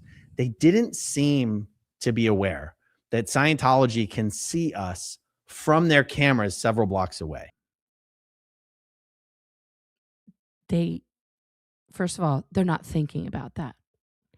They saw you. Actually, they didn't see you because you're just a weird bald guy across the street wearing a 10X hat. Okay. They saw protesters, or you're wearing your Santa hat. I forgive me, right? They saw protesters and they were like, it says Scientology is a cult, and they did exactly what I would have done as a teen. To walk right up to this, what the fuck with this sign? They also didn't seem to be particularly aware that our live streams of the protest are being monitored every second by. First of all, the live streams, even this one, hi Osa, is not being monitored in the lobby. They don't just have them up to be like, look at those guys, look at those SPs. There's a very select crew of people that are handpicked to be allowed to see these streams, okay? Somebody like Tori Chrisman, a.k.a. Tori Magoo, would be one of those people, right? It might not even be a Sea Org member, a fake Space Navy member, right? Because they don't want fake Space Navy members to watch Aaron because he has a charity that could help them leave, right? So it's probably like a more affluent, regular sauce Scientologist who's tasked with watching all of our shit to be like, well, Nora's still a dyke. Yes, I am. Yes, I am. Like, this is all, again, malignant narcissist. Who's this about? It's about him. It's not about the protest. It's not like, guys, our protests are so successful that even Scientology kids are like, yo, I saw your TikTok. I want to come check it out. No. It's about like, I guess they're unaware of how important I am. I have the biggest channel. I have 254,000 subscribers that I totally didn't purchase at least 100,000 of. Absolutely not. Look at me. I'm important. I'm a big, big man. What? The Scientology officials. And so what happened? Yeah, he's in a house all alone. I'm in a full house, guys, filled with love and people who love me. It's a different reality. For all the people out there like, Nora's so jealous of Aaron. Oh my God. She's just jealous of all of his subscribers. She's jealous of his success. Like, what am I jealous of? First of all, look at my hair, y'all. This hair, I shaved all that off. Look at all that hair. I just got a haircut. That man don't got no hair. Secondly, I have a gorgeous, loving, beautiful wife who I also love. Who likes to be around me. And my kids, even though they're teenagers, tell me they love me. And they embrace me. And they come to me and tell me things. I have a kid in college and another one who's working full time or are successful adults. Like, what do I have to be jealous of? This man is a fraud and a con artist and a fucking malignant narcissist who is destroying anyone's hope of a legitimate, takedown of Scientology. Like, what? Give me a break.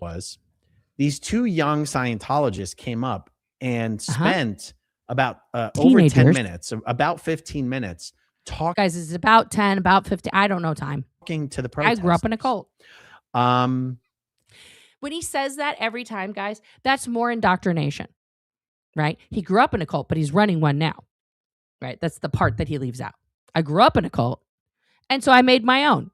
And out of nowhere, even though we're several blocks away from the nearest Scientology building, we're so far away. Boom, Scientology so far away. Security guard. Why are they so close to us? And I'm going to share with you what happened here. Yeah. Because this experience partially answers one of the questions that gets asked, which is, what's the question? Are the security guards there to keep outsiders from getting in? Or to keep people who are inside from escaping? Okay. And the answer is they're there for both, but they are mostly there to keep Scientology Sea Org members from escaping. That is very true. That is not a false statement on behalf of Aaron Smith-Levin. Correct. They are there to keep 24/7 tabs on the fake Space Navy indentured servants and make sure that they don't get, become PTS to the middle class and try to become part of humanity again. Oh no. Oh no. And they are mostly there to control the Scientology members. Yes. And the reason why they're mostly there for that reason is because there's such a higher likelihood and probability that a Sea Org member is going to try to escape than there is of anyone trying to encroach on the base. It almost never happens that someone tries to encroach on the, except for the creator that you went with, that he totally jumped the fence at Arrowhead, that you participated in that kind of encroachment. That one. Mm-hmm. There's been 2 fatalities, guys, of people trying to encroach at Celebrity Center, and people got dead. And it is rare. It's very true. It is rare that happens. Yeah. And usually when it happens, it's a Scientologist or former Scientologist who's doing the encroaching. Like what happened at Portland Org, at the Celebrity Center Portland in 1992, where one of the executives came in and killed people. Yeah. Mm-hmm. Base. And in recent memory, even in many years, the only times this even happens is when, some big YouTuber comes to town and, intentionally tries to mess with the security guards by getting into a building or something like that. Uh-huh. That almost never happens. Okay. So I'm going to show this to you. Let's check this out. We found out afterwards, or I should say, I'm filming most of what's happening from across the street. So I'm not speaking to the Scientologists. I then found out that at least the guy is only 17 years old. So these are kids. These are 17. actual kids. And so the security guard. Oh my God, they're kids. Like mine. Like anyway, it gets worse. Guards show up. Say, guys, a security guard is usually there to keep a building. Yes, the exec was charged. Or to keep people out. When you have a Scientology security guard traveling several blocks. Traveling, guys, they're traveling. They're just everywhere. 750 feet to a place where public Scientologists, 2 public Scientologists, are on their own determinism having a calm conversation with protesters. You then have to ask yourself, what is the purpose of the security guard? It is not to keep the buildings secure. It is not to keep people away. It is to control the behavior and the activities of the Scientologists themselves. I'm going to walk you through this clip a little bit here. This is the first time that I noticed them on the corner. This is shortly after they arrived, but before they decided to actually engage. Check this out. These bad boys are incredibly bright. Bragging about his so light. Those 2 people there, the guy on the left, the one on the right is a girl with the helmet on. Yes. It takes them a few minutes to decide to actually talk to anyone. They're basically sitting over there thinking about and discussing and deciding what they want to do. Okay, so you see the timestamp there. It's 1 hour, 13 minutes, and 30 seconds. I won't make you watch the entire thing, but I do have some highlights for you. I think I'm setting up a light right there. Yeah. And then I'm showing everyone the new Flavio sign. Guys, look at that beautiful sign, guys. Look at that Save sign. Flavio Lugli. Absolutely beautiful. Just gorgeous. It doesn't say save him. It says he's wanted. Flavio Lugli, superpower auditor flag. Please let Flavio contact his parents before it's too late. Does this say save Flavio Lugli on it? No, it does not. No, it does not. And yes, Flavio should be able to contact his parents if he's got a medical ailment and they want to help him. Fantastic. But save him and a wanted poster are not the same. So Aaron sees these kids. Does he go up to them? Does he try to engage with them? Does he try to talk to them and say, hey, what's going on, kids? Hey, fellow kids, what's up? Right?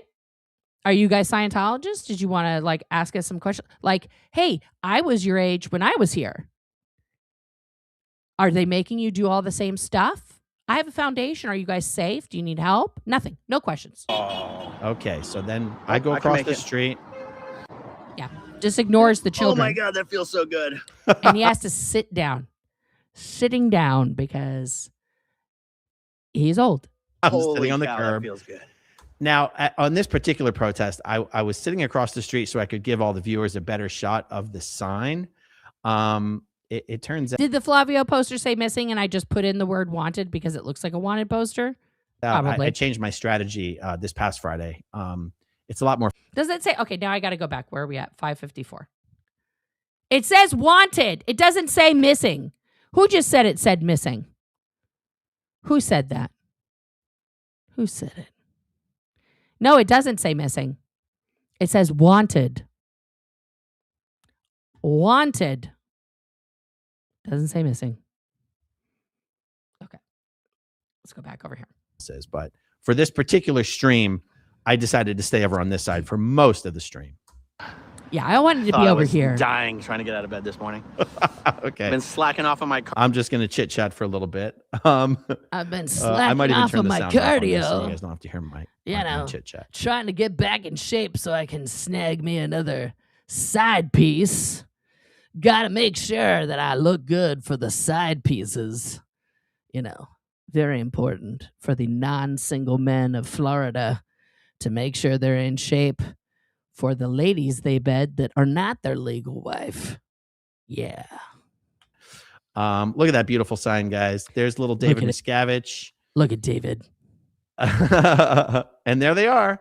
I'm speculating as to whether they're Scientologists. If I turn the chat on, I'm speculating as to whether they've come out. Oh, okay. So then are they Scientologists? You're welcome, Trickster for right Kitties. there, I think he just walks over and hits super chat. The crosswalk button. Yep. Oh, he didn't decide to talk to anyone. No, he's like, I'm gonna leave this place. Yet. It actually takes them a few minutes. Yeah, so they're thinking about it. That's what human beings do. They ponder. They make a decision calmly. And I'm saying, don't you dare touch Tom Cruise. You leave Tom Cruise alone, buddy. See what he cares about? His stuff. Not the people.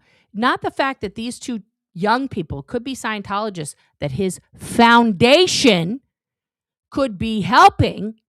Nope.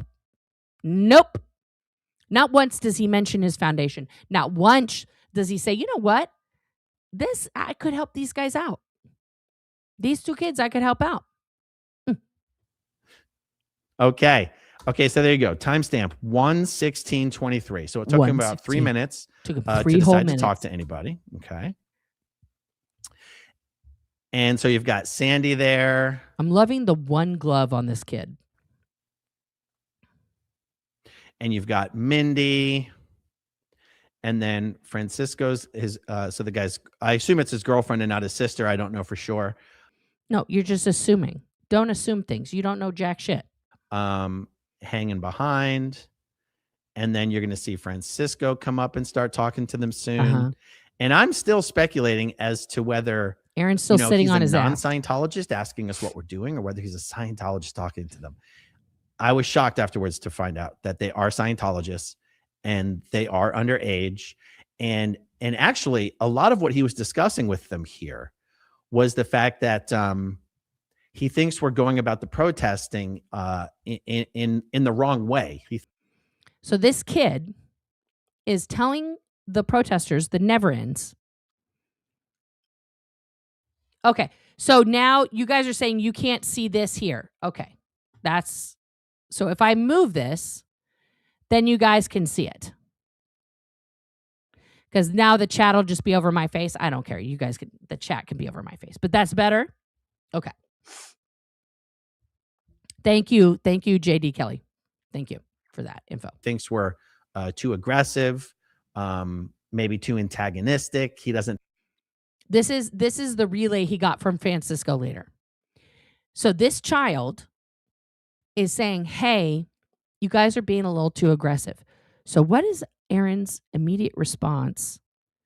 And what does he think is proof that the aggression actually isn't there? I think we're getting our message across, which is a really interesting thing for a Scientologist to say, because they shouldn't have any interest whatsoever in whether we're protesting the right way or the wrong way. So is that an admission of guilt? Like that he might be maybe, doing it wrong? They shouldn't be giving us any advice at all onto how to get our message across better. Maybe he just thought like, hey, if you actually wanted to like talk to Scientologists, maybe try having a conversation and don't have the word cult everywhere.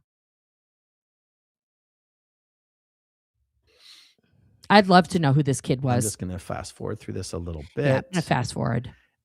Boring. And sort of the irony of what happens here is that I'm going to turn the sound on pretty soon. Let's see. I'm going to turn this sound on. Blah, blah, blah, blah, blah, blah, blah, blah, blah. Okay. I'm going to fast. That's the guy he's chit-chatting with who's just like, you're so great. You were in jail. Your fans are awesome. Okay. So let's just blah, blah, blah, blah, blah. Blah, blah, blah, blah, blah, blah. Aaron, just more, outrage. Okay. And here we go. I mean, every time I come down to flag, I'm a little nervous. You know what I mean? Is that flag security? Oh my God. Is that actually flag security? Right when I say it. Look how much joy.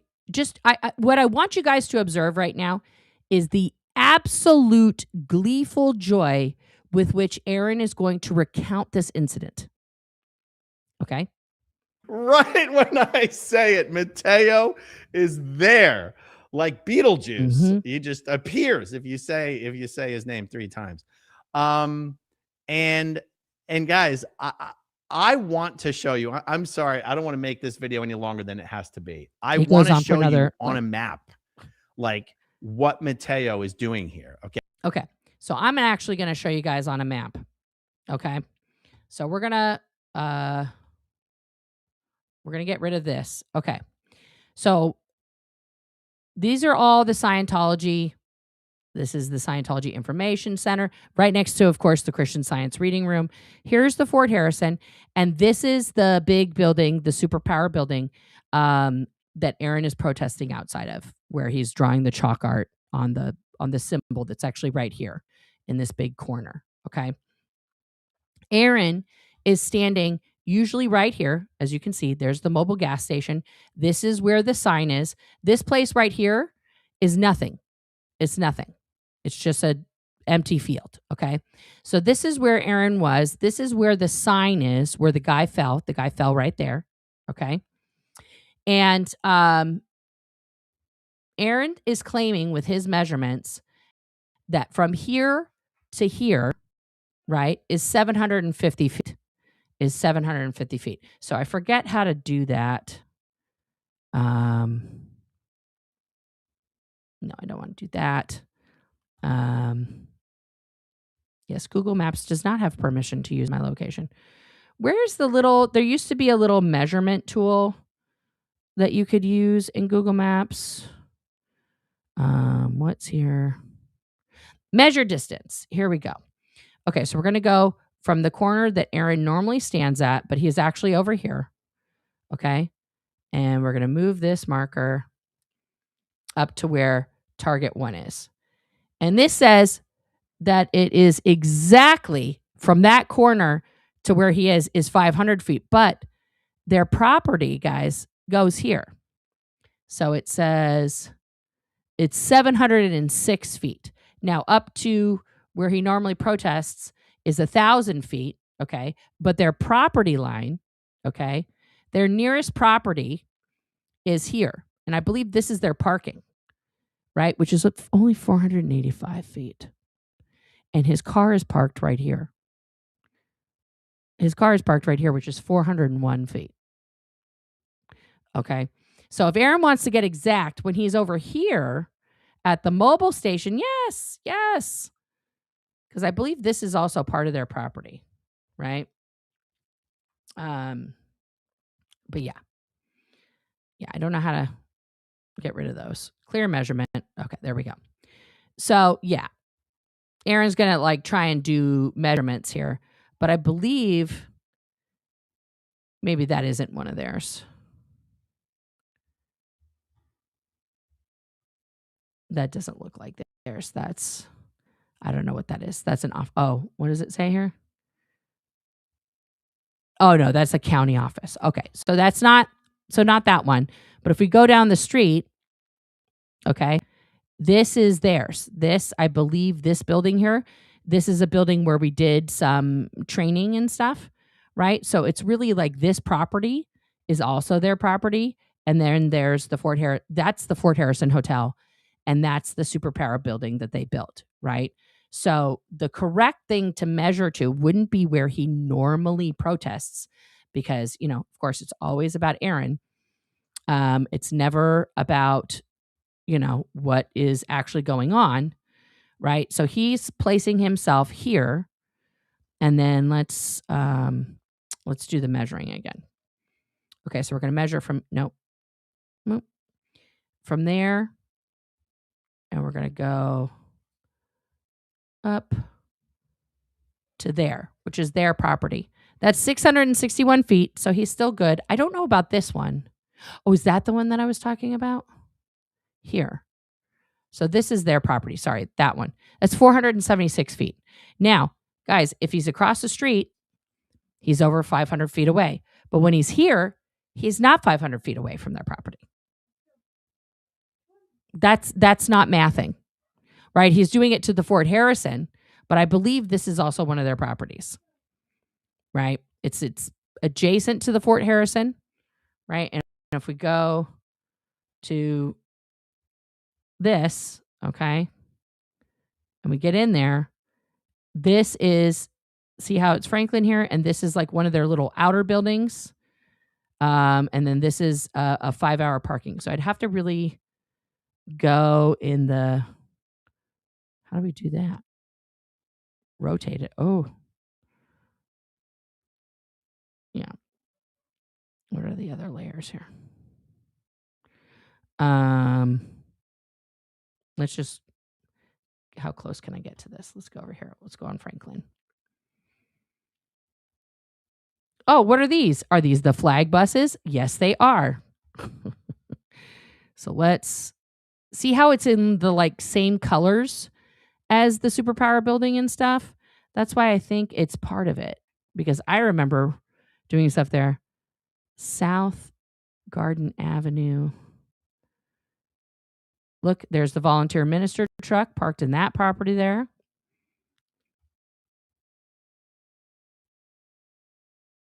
We're not going to see license plates because they covered those up. I was just looking to see if there was like sign. And this is the street that they want, that they were trying to buy. So I'm pretty sure this is their property, because that's where, on this property right here, is where they want to build, you know, the thing that's going to take over from the other place. So anyway, I think his measurements might be a little bit off in terms of how far away he is from actual Scientology property or not. But that's just me. I'm not a surveyor, okay? I don't have those skills. I don't pretend to have those skills. Yeah. So Aaron is here. Not there, right here. Normally he's here, but this is where he's been for the last 2 weeks, right? And this property and this one, which is also a Scientology property, if we measure from there to this property, yeah. Okay, what's happening? I want to do, clear measurement. Okay, now let's do a measure.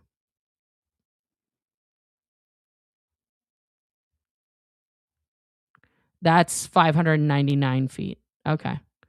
That's 461 feet. If this is their whole property and this is their property, it's still less than 500. It's still less than 500. So anyway, let's get back to Aaron mansplaining it, because he's going to explain to us how he's totally in the right. And he uses, of course, the different map. Okay. So this red dot is where we are protesting. And where the building closest to us, like what Mateo is doing here. Okay. So this red dot. Notice that he's put the red dot in the middle of the mobile station, not on the sidewalk where he actually is, he's put it in the middle of the mobile station. Please pay attention to that, because he's over here. He's not at the fucking little AM PM. He's on the sidewalk. It's important. Is where we are protesting. And it's not, though. But it's not, because where we are protesting is actually right here. Is actually right here on the corner, because you go here and you go here and you go here and then you go back, and mostly you've been here. Bing, bing, bing, bing, bing, bing, bing, bing. Right? And when I show you on this map, which is the same motherfucking map, okay, because it's all Google Maps, this corner to that property, which I believe is theirs, is only 480. If he's across the street, it's 505. If he's over here, it's 572. But if he's over here, it's less than 500. His car is parked right here. It's 439 feet from the nearest Scientology property. They didn't say just from where you normally protest, from any Scientology property. But he wants everybody to believe it just has to do with the other protest location. It does not. That's not what the protective order says. Where we are protesting. And where the building closest to us that Mateo works this is, at no, is this is the building. Giant building right and here. This property. And that property. Building and or that the property. Building. And that one. You know, until my charges are resolved, I have to stay 500 feet away. Until they're resolved? From that building or any obvious Scientology building. Does that mean Aaron's taking a deal? That wording was very interesting to me also. Does that mean Aaron's taking a plea deal? Until the charges are resolved. Not until he wins his case, which is what he said he's going to do, right? That he's fighting it all the way. He's winning. Till his charges are resolved. That wording is very curious to me, and seems like methinketh he is taking a plea deal. That's what that sounds like to me. We moved the protest over to Target 2. Now I'm just going to show you on this map here. And you're over here, Aaron. If we measure from the corner of the superpower building. Let's see where he measured. To our protest location. That says 800 feet. Look where he put the dot. He put the dot where Cheryl stands. So these guys show up not at about where he the 1 minute 13. Did you see that? He's like, the red dot is us. He didn't even measure to the red dot. Guys, I'm not making this up. Let's go back. It's so quick. It's so gaslighty. Please watch. Okay. So. No, not okay. Actually, not okay. Here we go. Building to our protest. Look where his arrow is. Location. Okay. Notice how he now has this covering up where he had the red dot. That's where Cheryl was standing when she put on the Xenu costume. He didn't even go across the street. Also, he forgets about this property here and this one. And his car is parked right here, y'all. Right here. So physically, when he gets in and out of his car and he goes near his car, he is closer.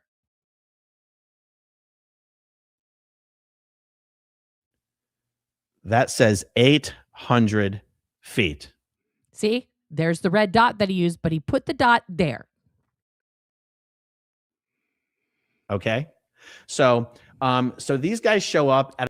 Please watch the gaslighting in real time, guys. Please watch the gaslighting in real time. Oh, I'm not commenting. I don't disagree with you, Christine. I'm sure the prosecution wants him to take a plea deal because they do not want to waste taxpayer dollars on a trial for this motherfucker. I can tell you that right now. And yeah, Kathy, I think if he did, if the judge offer him probation and time served, he'll take the deal. I think there might be negotiation right now. Here's my assumption. I have no information about this whatsoever. I think Aaron's trying to prevent having a permanent protection order against him. And his lawyers are trying to negotiate that. And that's going to be a no-go for Scientology. I also don't think that Scientology, personally, I don't think they're going to let him not be charged with one thing and have a criminal record. And not have a criminal record. I don't think that they're going to let it go. I think they want him to be on record as a criminal, charged with a hate crime, and they want that so that they can put that on his hate website and make him more dangerous, to Scientologists, which then, of course, doesn't make him approachable. And he drives through downtown. Exactly, which he has said. About the 1 minute 13, the 1 minute, 1 hour, 13-minute mark. Mateo shows 2 young people show up to see that they decide to stay, to see that they start to converse. And here's the scary part, identify them. Because how does Scientology know that they're Scientologists? Look at his face. He's getting so serious. How does Scientology know they're Scientologists? Yes, Aaron, there is one person probably watching your stream that is like, hey, wait a minute. Who's that kid? And probably asked like 20 people and figured out that's probably a kid dressed for the Purif who probably came off the purification rundown, was feeling himself and was like, I'm going to go confront some SPs today. Watch me work and watch me nay. Are we to believe? We do believe, but are we to believe that Scientology is so small and there are so few Scientologists in Clearwater, Florida, that the Scientology security guards know the identities, can recognize every single Scientologist? Yes, they can. Just by their face. Also, the fact that Aaron is trying to make this a thing, like, guys, there's a drill. There is a drill that you do when you're learning to be a fake Space Navy member, okay? When you are in the indoctrination portion of becoming a fake Space Navy member, okay? And I believe this is on, literally the course is called Introduction to the Sea Org, okay? It's called the Obnosis drill. Okay, so you and a partner, you go out on the streets, you just go to random places. One person, both people stare at a window. You're supposed to go to a shop that has objects in a window, okay? And both of you stare at the window, and you have 30 seconds to stare at the window and take in everything that's in the window. And then one person turns around, the other person stays facing the window, and you are supposed to recite from memory every single object that's in there. And you keep doing this over and over and over again until you are able to go to any window and in 30 seconds observe and retain everything that you saw. Okay, this is supposed to be a skill that any Sea Org member, any fake Space Navy member can do like that. So the fact that Aaron is like, are we to believe that every security guard knows every face of the people on the base with them? Yes. Yes. Because that's what they're trained to do. That is what you are trained to do. To memorize and solidify in your brain all of those people. So of course they knew that right away. Of course they knew that. Like, it's like the illiteracy with which Aaron conducts this education is frightening to me. Is frightening to me because it is so off. It is so not accurate, right? It's just literally like, what? Okay, let me put him back up here. It's just, yeah, we are to believe that because that's how that works. That's how that works. All right. Here we go. Yes, we do believe that because there are really that few Scientologists. But Scientology would have you believe there's 15,000 Scientologists living in Clearwater. Now, I'm going to take umbrage with his point here. There probably are 15,000 people who are actual Scientologists, but everybody but like 500 of them cannot afford to do any services. So they are on, they're reading the basic books, okay? They're at home reading books. They cannot afford to be in that building. They all moved and uprooted their whole fucking life to come there, and now they can't afford to do it because it's so out of pocket how much it costs, okay? It is literally for the elite. Incorporated Clearwater, Florida. There, of course, isn't. But, for this demonstration, it took them I'm 12 sorry, minutes Rika. to see that these two people were sticking around, to see that they were talking to us, to identify them. No. That's not why. They wanted to make sure that your crazy ass, in my opinion, was not going to harm them. because you kind of have a history of that. And to send Mateo over to intercept. Now, what I want to bring up here, yeah.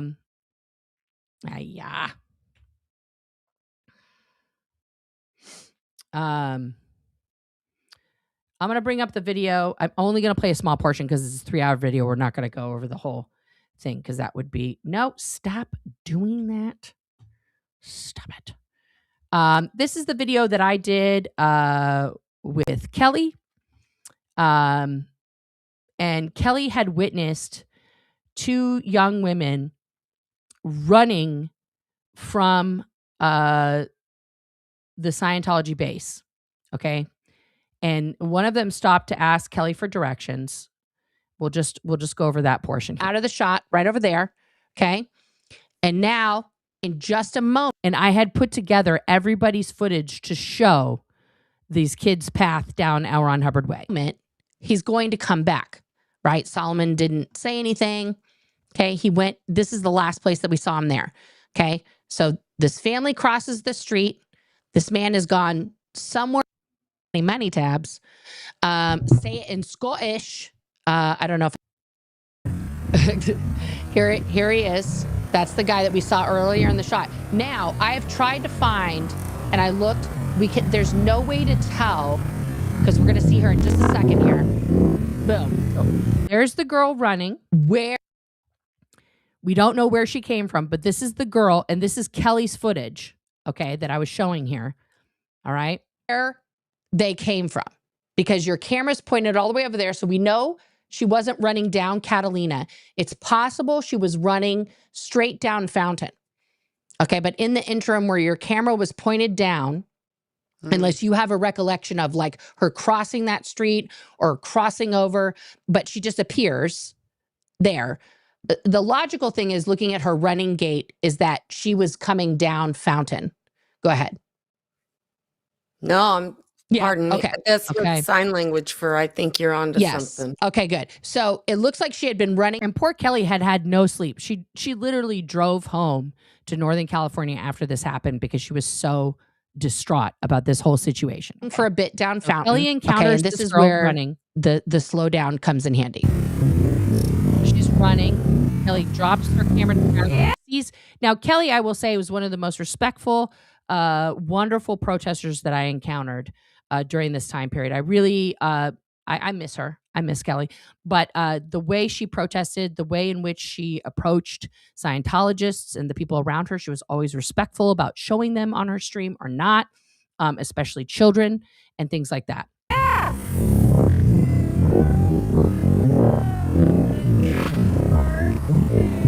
So I've listened to this 10 times. She says, "Do you know where the liquor mart is?" And I had to slow it down to be able to hear that. So she says, "Excuse me." You say yes. She says, "Do you know where the liquor mart is?" And then you say, "No, I'm sorry, I don't." Okay. So right after this, okay, and I looked up the map. There is the Fountain Liquor. Here's L. Ron Hubbard Way. You guys encountered each other. Let's pull up this map. Pull up the map. Anyway, you guys encountered each other on this corner here. It's just, there we go. Can I just, why can't I just have that? Anyway, I'm sorry, guys. So you guys, let's zoom in a little bit more. Okay. So you guys encountered each other right here. Okay. So then right there. So then we're going to fast forward. So the first time I watched this footage, because I was watching it completely out of sequence. Here's the dad. I thought this was a staff member that was running through the parking lot. It's her dad. Now, why?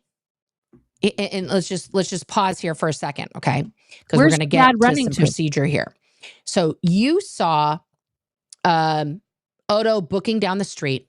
Then you walked up LRH Way, which took you about 5 minutes, okay? Because there was like different people that you were encountering. And then we see the dad running, okay? And then we're going to go to the next steps.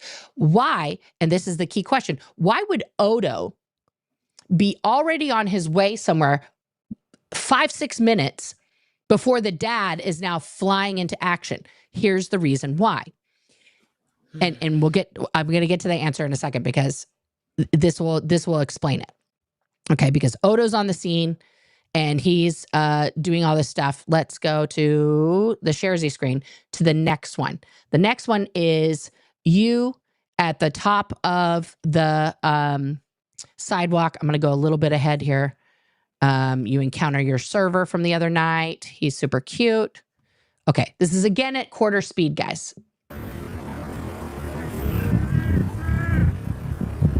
There's the cop. So right here, again, notice the hubcaps, notice the car. This is the dad, and I think his girlfriend or wife who's driving. He's in the passenger seat right here, yelling at the cops. So please listen.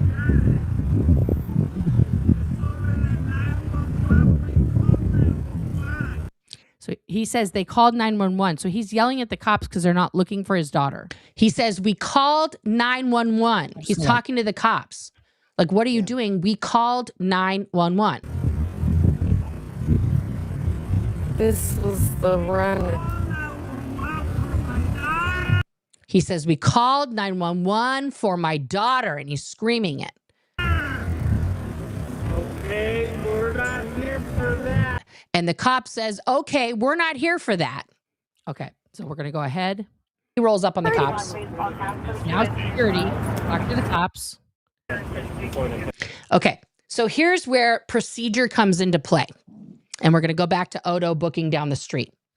And then the dad running, and then the cops, getting information from security to cancel their. Okay, so in this stream, guys, I do a lot of breaking down of how security works. Okay, but we're going to fast forward a bit here. Okay, now we're not on the base anymore. That's the backside of the base. Where are we going? What's going to happen? We're way far away. We're at a totally different location. And there's the dad. There's the car. Okay, and where are we? We are at a total stranger's house. Okay, there's the dad. He starts talking to the protesters. Kelly tries to talk to him. And there's the cops, right? And then we talked to Kelly about this whole thing. This incident took Kelly, Scott, a bunch of other people who ran after this girl to find out what was happening because they saw Odo and everybody else going. Okay? That is what they do. They have cameras everywhere. This girl, now she was a minor. This was not a good thing. It just wasn't a good look, okay, in any way, shape, or form. For a kid to be running into a total stranger's house, okay, to try and, get aid to get away from the protest, or sorry, not the protest, Scientology, right? In that incident, which Aaron also saw and did his own video on, okay, Kelly's in school. Oh, wonderful. Well, please send her my love the next time you talk to her. And sister was in the car with the dad, and they get out of the apartments. Please give her a big loves from me, T, next time you talk to her. That shows that Scientology not only is keeping tabs on every fake space Navy indentured servant, but they are keeping tabs on every human that comes on to the base until they are out of reach of their cameras, which is very, very far, because they have cameras all over the place, not just on their property. Okay? And they have telescopic cameras that can see far, far, far away. So this whole theory that Aaron comes up with, again, total gaslighting, total bullshit. Okay? To try and create this theory ooh, how would they know? They're watching my stream. No, fucker. They're looking out of their own fucking camera. It's not about you. It's not about you. Oh, no, Scott was definitely trying to help that day. Yes. Now, what is there to intercept? No one's being harassed. You. No one's trespassing. No one's on a Scientology property, threatening to go on a Scientology property. They're intercepting children who are encountering adults who are not good at protesting. Okay? And you, sir, have 2 charges against you for battery. I would also be protecting children from that. Property. No one's He's reading the chat. trapping these people. No one's keeping them there. You have 2 individual people who are willingly having a conversation with Scientology, with protesters, and yet Scientology sends a security guard to intervene. Because as a Scientologist, this just proves, if anyone had any question, if you had a question, are they obsessed with me? Yes, they are. Look at me. Look at me. You are not allowed to talk to people who are critical of Scientology. You are not allowed to talk to an ex-Scientologist, someone who's been declared a suppressive person. No, you're not. That's policy. It is against the rules. It doesn't matter if you want to. It doesn't matter if it's your choice. You are not allowed. And clearly, these children have not done a lot of Scientology and haven't read those, edicts from Lafayette. They probably had no clue. Again, showing his non-parenting, because teens do whatever the fuck they want. Okay, so let's go back to the video. I get a little worked up with Mateo here. I got to be honest. I recalled it being much worse than it is when I watched. He thinks it's not really that bad. Watched it here, but let's just watch some. Look, he's already happy. He's already gleeful, guys. This is the point. Please watch this. Please watch his face. I'm going to make him bigger. I know that annoys some people, but I want you to just see his face as he's watching himself do this. I'm actually going to put him just up. Just watch.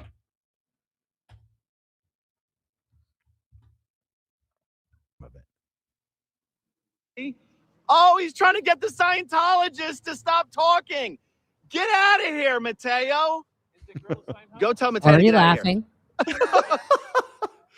Mateo, you're such a creep. You're such a stalker. Get out of here. You know what? Now, here's what's interesting, guys. Mateo has made contact with the Scientologists. They do not leave for many more minutes. They don't understand why he's there.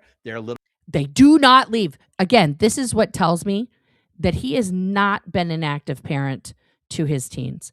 Do you know how many times I have to ask my teens to do anything? To drink the juice that I've put in front of them, to eat their breakfast, to pick up their laundry, to brush their teeth and go to bed. Do you know how many times I have to do that? Teens don't do anything that anyone tells them. They don't even, they don't know who Mateo is. They don't give a fuck.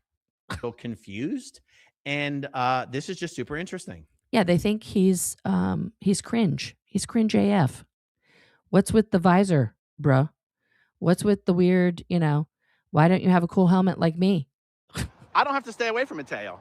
I've only got to stay away from the other two. He's running to Mateo. Look at his face. Watch him watch himself. What the hell are you doing here harassing protesters? Get the hell out of here. Get the... So the view... Look at him. He cackled, guys. Cackling.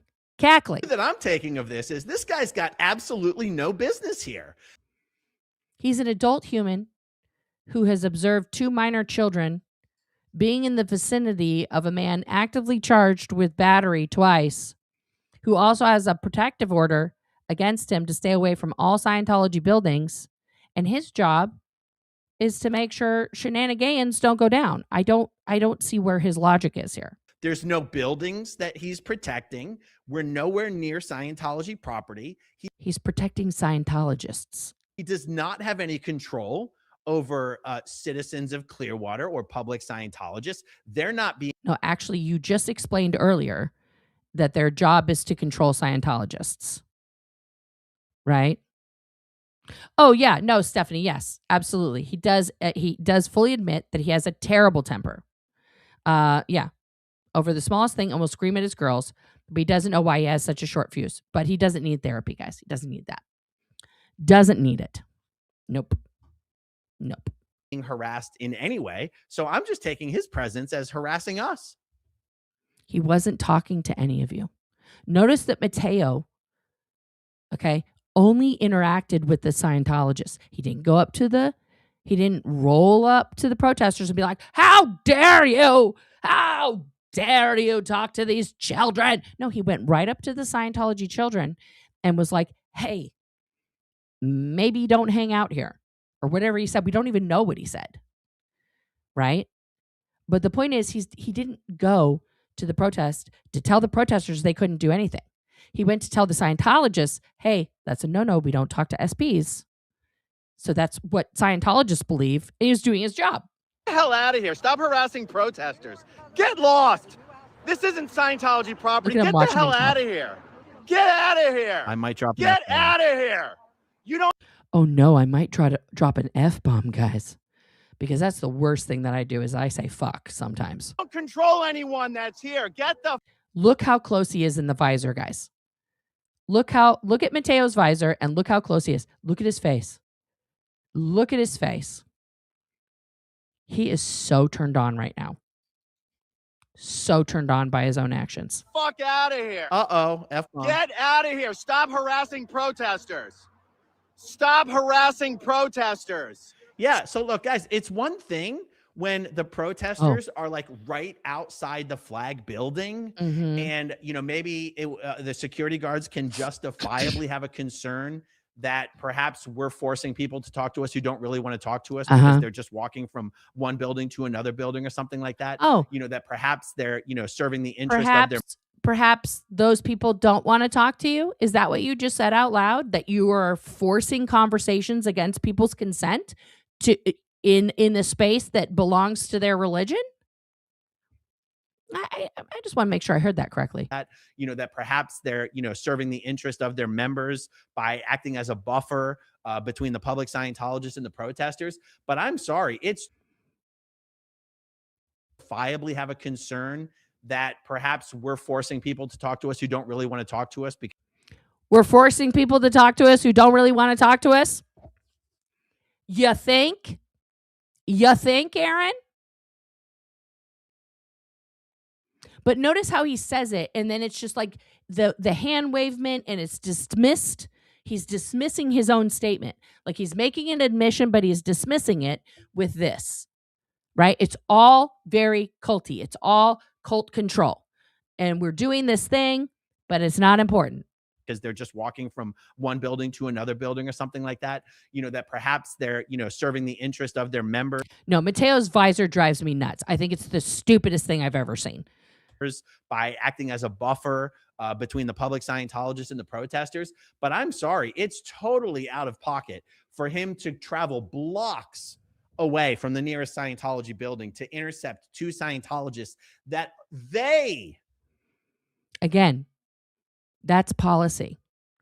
Security, Mateo, is doing exactly his job. Now, that should be the scary part.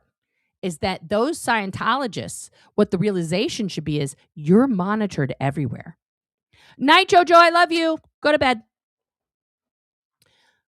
That as a Scientologist, you are monitored everywhere. You don't have free will. You don't have an ability to speak to whomever you want about whatever you want. That is frightening. Okay?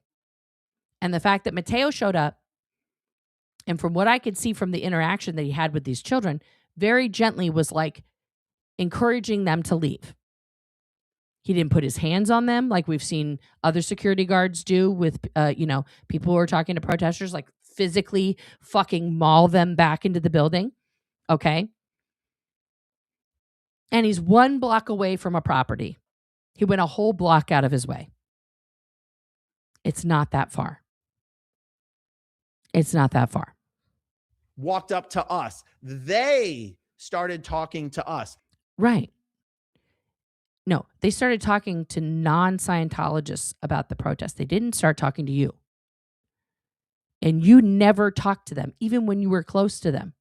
You went across the street because they were boring and they didn't recognize you and they didn't fill your narcissistic supply with admiration. Right? They didn't go, oh my God, are you Aaron Smith-Levin? Are you growing up in Scientology? Oh my God, I can't believe I'm here. Oh my God. Oh my God. Yeah. Right, Dylan? Those kids did say it right. It feels a little harsh, hostile, and aggressive. Feeling a little aggro here. Yeah. Yeah, and I think Aaron absolutely proved their point because he never talked to them for even 1 second. Never offered them a solution, never offered them a helping hand, never offered them a way out, never offered them another road in life, nothing. Or any wisdom that he's learned from all these years of being out and what happened to him when he was there, nothing. just unrelenting venom and anger. And when he couldn't provoke Mateo into a response, right, he left. And then he comes back because he thinks that Mateo is, you know, come on. It's so obvious. They're choosing to stay there. This is like really unhinged behavior. From you, yes. Absolutely unhinged. From Scientology absolutely. Security guards, in my opinion. Now, I know that in Scientology, this is totally normal behavior. But to the public at large, like, this is totally... No, but this is a good demonstration. Mateo showing up is a good demonstration of how far Scientology goes to control its members. And this was a golden moment for Aaron to encounter this in the wild and be like, Mateo, do you see where you are right now? Like, the base is way over there. I'm protesting here because you know I have the order of protection. I can't go there. Why are you here? What are you so afraid of, that these kids are going to talk to us and find out the truth about Scientology? Why don't you help them leave? Why don't you help yourself? Like, we can help you, Mateo. You've come all the way over here. You're not on the base. I can help you. Do you need somewhere to stay? Do you want to go back to your family in whatever fucking country you came from? And I'm going to assume Italy, you know? Do you want to go back? I can help you. We can get you on a plane right now. That could have been a great, I mean, talk about a fucking superhero moment. But no, he couldn't just talk to Mateo as a human being. He couldn't just talk to Mateo as a human being.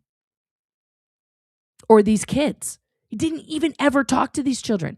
He just demonstrated to them that former Scientologists are insane. And I'm with the right people. Crazy. Stop harassing protesters. Go back to Scientology property. Get out of here. Yeah, the visor drives me nuts. Get out of here. Stop harassing. Laughter again. Look at his face, guys. Watch his face. Protesters. You don't work More laughter. here. Get out of here. Get out of here. See how gentle Mateo is? This has to be, honestly, one of the most gentle interactions that I've seen with a security guard and Scientologist ever. You see how he's just trying to like look around Aaron, and then it's just like, yeah, okay, let's go. You don't work. Look, he's literally signaling them. He's literally signaling them to come with him, and they are not listening. I see you, to Dylan. him. Here. Get lost. Because they're teenagers. Scientologists are not. They're teenagers. Again. Get lost. So now, this is the stupidest part, in my opinion. Did everybody just see what Mateo did? Did everybody just see that? Let's go back just 3 frames. Please watch what Mateo does here. Is he on or off the bike, guys? Is he on or off the bike? He's off the bike. He's off the bike. Every time I think he's about to leave, he just turns around and comes. Who leaves on a bicycle by getting off of it? Does Aaron not know how bicycles work? Like, there's only so many things that you can say, what do I know? I grew up in a cult. Like, you don't know how a bicycle works, that you have to be on it and you have to pedal it and steer it with your hands? That when you get off of it and you put the kickstand down and it's not moving, you're not going anywhere? I'm sorry, that's just stupidity at that point. Like, he wasn't leaving, he got off the bike. At that moment, again, another golden opportunity. He's not on a vehicle to be like, hey, can we just like man to man? Can we talk it out? Can we talk about it? Can we talk? Nope. Aaron thinks, I did it. He's left. No, he fucking got off the bike, idiot. You can leave too. Go ahead. Again, doesn't say one word to the children. Not one word. Walks right past them. See, I thought Mateo was leaving, so I go across the street. He's running back across the street. Back and I run back over. Now he's going to turn around. He had to catch that light. He came back? Jaywalking. 3. Boom. Jaywalking. Stop harassing protesters and ex-Scientologists. Look, he never left. Get the Mateo's harassing this poor Christmas tree. Look at Ellie. Look at Ellie just trying to be a nice little holiday protesting Christmas tree. Mateo's just all. He's not harassing Ellie. Ellie is standing Stop there. harassing protesters and ex-Scientologists. Now, see, Ellie was having a conversation with him. Did you see that? And then instead of allowing an actual conversation to happen between an active Sea Org member and a protester, Aaron has to run to be in the face of the Scientologist to scream at him. Get the fuck out of here. Look how close he is. Again, in the Stop visor. harassing us. Earmuff. Stop harassing us. This is none of your See, he gets even closer. Look how close he is. business. Now, I realize that his presence on the sidewalk is not actually harassment. Oh, so you know you're full of shit. That you screamed that he's harassing you like, I don't know, 30 times or something. I didn't count, guys. What? But the fact that a Scientology security guard has traveled several blocks 2 blocks away from any 2 blocks building that he could reasonably be needing actually only to 1 secure. block. It's just a little more than I was willing to easily tolerate at that moment in time. And okay, we're gonna get to an interesting part here. Stop harassing us, Mateo. So you notice. So yeah, Mateo put his hand up and he backed his bicycle up. He puts his hand up and then he backs up and then I back up and then he comes forward again. Get out of here. See, he backs. No, you're both moving towards each other. That's what's happening. You move towards him and he's moving forward. It's a mutual, it's the accordion. He put his hand out, you back up, he backs up, and then you guys came back together. It was a little reach and withdraw. Thank you for becoming a member, Belinda. I appreciate you. Thank you so much. Thank you so much. Up and then he comes forward again. It's so strange. And then now Aaron's backing up and Mateo's walking Why do forward. you keep No, he keeps coming back. Aaron went right back to his face. Coaching Scientology, anti-Scientology protesters, Mateo. Aaron must have bad breath or something. Like Mateo is about to pass out. What are you doing? What are you doing here? Why are you harassing? Why is he so close? Look at the visor again. Look how close Aaron is in the visor. Now, I know objects may appear closer than they are, but that's still pretty close. Harassing us. Okay, so anyway, me and him just sort So of anyway, of a little Mexican standoff. Yeah, it's just that's a totally racist phrase also, but he's just going to fast forward through the rest of his screaming. Off there, if you will, for a little bit. And then what I find interesting, at one point, he basically says, "Can I get through? Can I get through?" And I'm like, "Of course you can get through." Thank you for the 20 gifted memberships. Go around the sidewalk. But then notice. Thanks, 86. Let's see. Tabitha got one. Let's see here. We're going to just go through the names. Tabitha. Oh, God, it keeps rolling away from me. I'm sorry. Tabitha, Tegan, Kinda Sorta, Morgan, Chrissy, Riley, who else here? Diane, Misfit Thanksgiving, Vaughn, Dorothy, Maria, Pepperoni Nips. That's one. Charcoal, Jules, Laura, Matt, and Serenity all got memberships. Thank you very much. Thank you for that donated memberships. Appreciate. I know that's been controversial, guys, but the way I look at it is this, somebody who paid my cyber stalker for a year and a half, that I'll take a payback in cash. Thank you. Restitution. It's restitution. That's how I see it, guys, and that's fine. And yes, I was incorrect the other day. Watch this, guys. Watch this. This is what happens when you get something wrong. I was incorrect. I stated that if you have somebody blocked, they can still super chat you. That is incorrect. And I was wrong when I said that. Did you hear that, Reddit? Come so close, Reddit. Come so close. I was wrong. Okay? I'm talking to you guys right now on the Reddit thread who fucking hate watch me all day, and thank you so much for doing that. I'm sure you probably do it off YouTube instead of actual YouTube because you don't want to give me the view. But I was wrong. I got that wrong. Yes, I don't have 86 GOP blocked in my chat because my chat rules are very specific. If you are in my chat, don't be a dick. If you're in somebody else's chat being a dick about me, there's nothing I can do about that. I'm not God. Okay? And also, guys, I have children and a wife that I also do stuff with. And so, I don't fucking sit and watch everybody else's chat all the time. Okay? Just to be honeybee. So calm down. So I get Pepperoni Nips as a sub. I mean, that's cool, right? There you go. All right, let's do it here. As soon as he gets what as soon as I let him through, we'll just watch what happens. Watch what happens. Sure, go ahead. Protesters, you know they're not allowed to. You want us to ask them to leave? Do you want me to ask? So he says, do you want us to ask them to leave? And Mateo's just asking very politely, can I walk by, please? Please, let's watch the interaction. Look how frustrated Aaron is. Them to leave? Sure, go ahead. Excuse me, can I go by here? Now, see, he's pretending like he needs to go to the right, right? He's pretending like he just... The Fort Harrison is to the right. The building that Aaron claims that he should only be riding his bicicleta around is to the right. So yes, he does need to go to the right. If you want him to go back to his building, it's to the right. Needs his right of way, and we're blocking the sidewalk. She is blocking the sidewalk. Can everyone observe, please, that this Christmas tree is blocking the whole motherfucking sidewalk?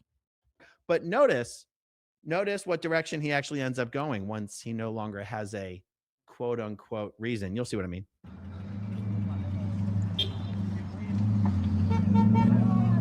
Oh, now, where's he going to go? All of a sudden, he doesn't need to go to the right anymore. It's not about going to the right. She's blocking the whole fucking sidewalk.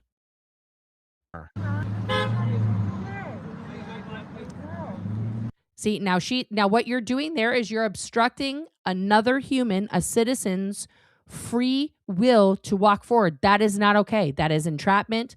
That can be, even if you do it long enough, that can be kidnapping in some states. That is not, you're not allowed to restrict another person's freedom to move wherever they want. You can't do that. You can't do that. It's illegal. It's almost like he could have crossed that intersection right there at literally any time, but he was only there to get those Scientologists to... Yes, he was there to get them away from you. Stop speaking with us. Yeah, and all of these people should be in the bike lane. Now, Mateo's the only one doing the right thing here. He's walking his bike across the crosswalk, which is what you're supposed to do pretty much in every state.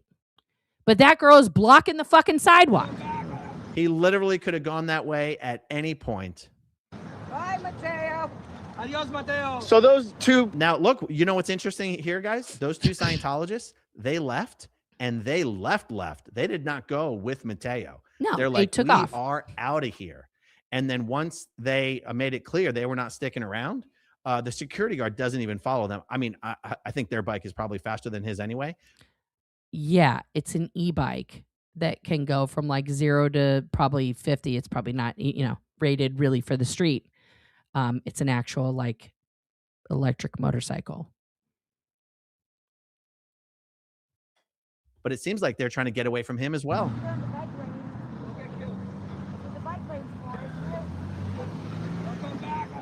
And they take off, and he goes back to So those two young... Yeah, because his job was over.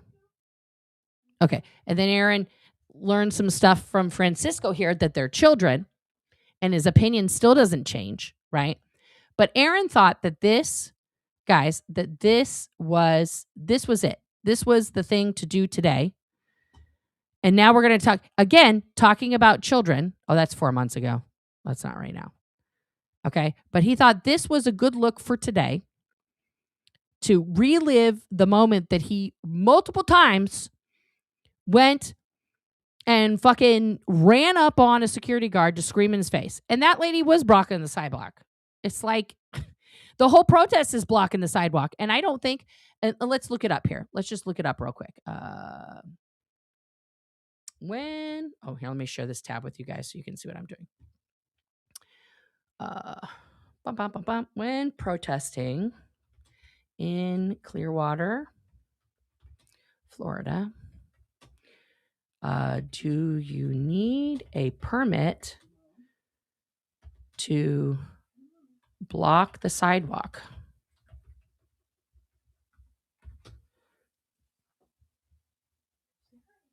Okay, so you don't need a permit for sidewalk protests, but you must not block pedestrian or vehicle traffic.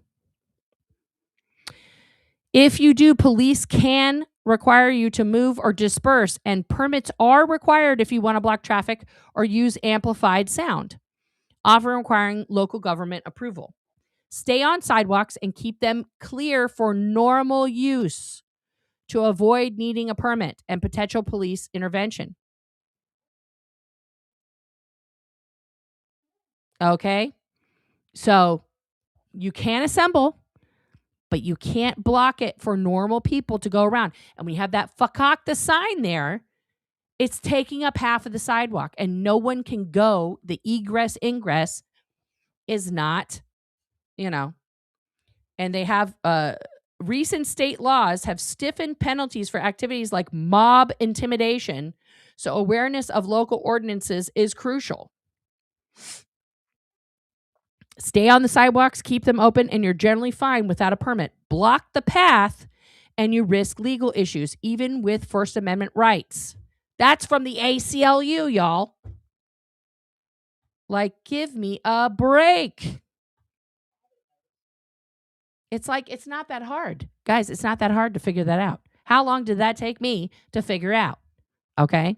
And then you can, if you don't like the AI summary of all these different sites that they're pulling stuff from, just go to the ACLU website and they will tell you. Okay.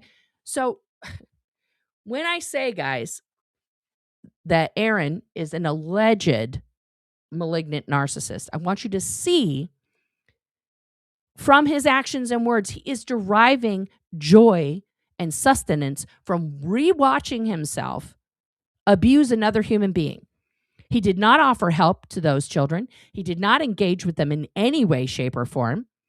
Okay? He did not try to talk to them about their Scientological experience or relay his own experience as a child of Scientology.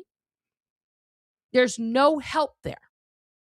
And at all of his protests, where is any information about the SPTV Foundation? Where is one iota of information about the SPTV Foundation? There is none. There is none. Just honk.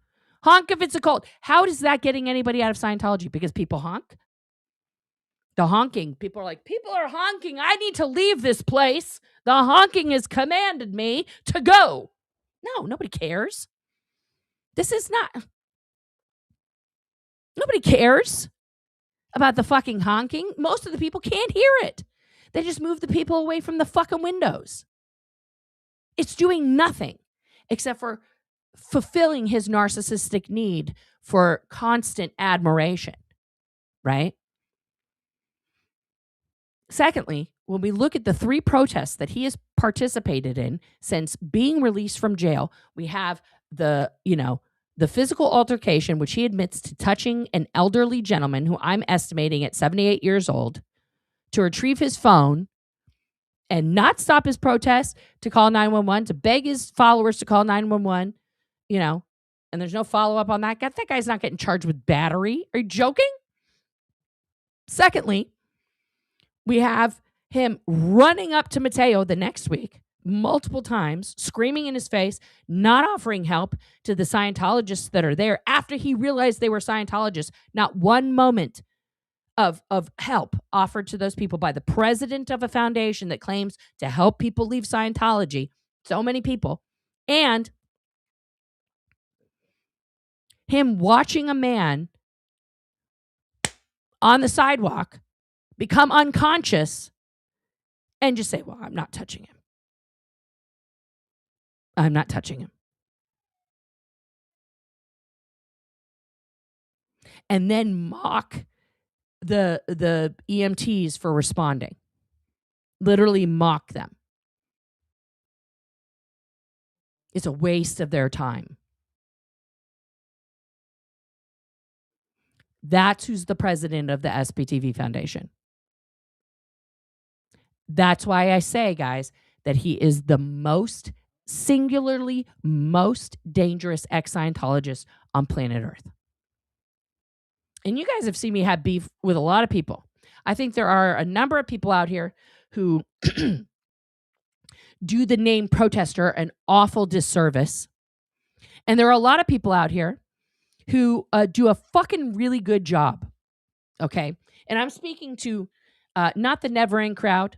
Okay. I'm speaking specifically to us born-ins and people who, indoctrinees, however you want to talk about them, first gens, whatever, right? I'm speaking to the The people who experienced Scientology and left it and are now speaking out. Okay?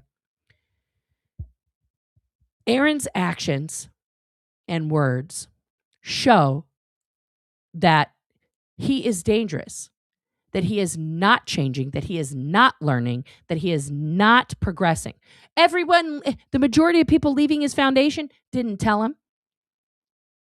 Nothing has broken through to this man because he's a malignant narcissist, right? There's no getting through to a person like that. They cannot be helped. That is kind of, like a thing. And we still have people actively propping him up. His women meat shields, okay? You have Erica, who's still going to protest every week. You have Feral Cheryl. You have Marilyn. You have Natalie. Where the fuck is Natalie? Where the fuck is Natalie? She's going to keep being the treasurer of this organization with that guy as the head of it? Is she just waiting for his charges to be resolved and then everything's okay? And all the battery that he did is just fine. And all of the abuse of Jenna is just fine. And all of the abuse of Lindsay is just fine. And the abuse of Juliana is just, I'm doing the hand motions, guys, because that's how you make things disappear, right? And all of the abuse that he's admitted to of his children and his wife, totally just fine, right? All of the abuse that he's done to everybody else, just fine. What the fuck? And Marilyn, guys, where the fuck is Marilyn? Now she's trying to make a comeback talking about Tommy again. Girl. Noah is saying that a violent sexual act between two teens is awful. But stop trying to twist that to make him seem like he is a PDF file. They were both teenagers. Stop that. Shame on you for that. And shame on you for talking about something that literally happened 35 years ago that he did time for. I'm not saying that makes, it okay, but I'm saying at some point, the point of the, criminal justice system is people go to jail, they serve their time, they're supposed to get rehabilitated and be a productive member of society. That's supposed to be the goal of that. If we never, as a society, are willing to accept those people back in it and go like, thank you for doing your time, good job, right? Then what the fuck is the point? What the fuck is the point of having any of that? Right? Oh, thank you for this. Wow, that's an amazing super chat. Thank you for that. God is on vacation.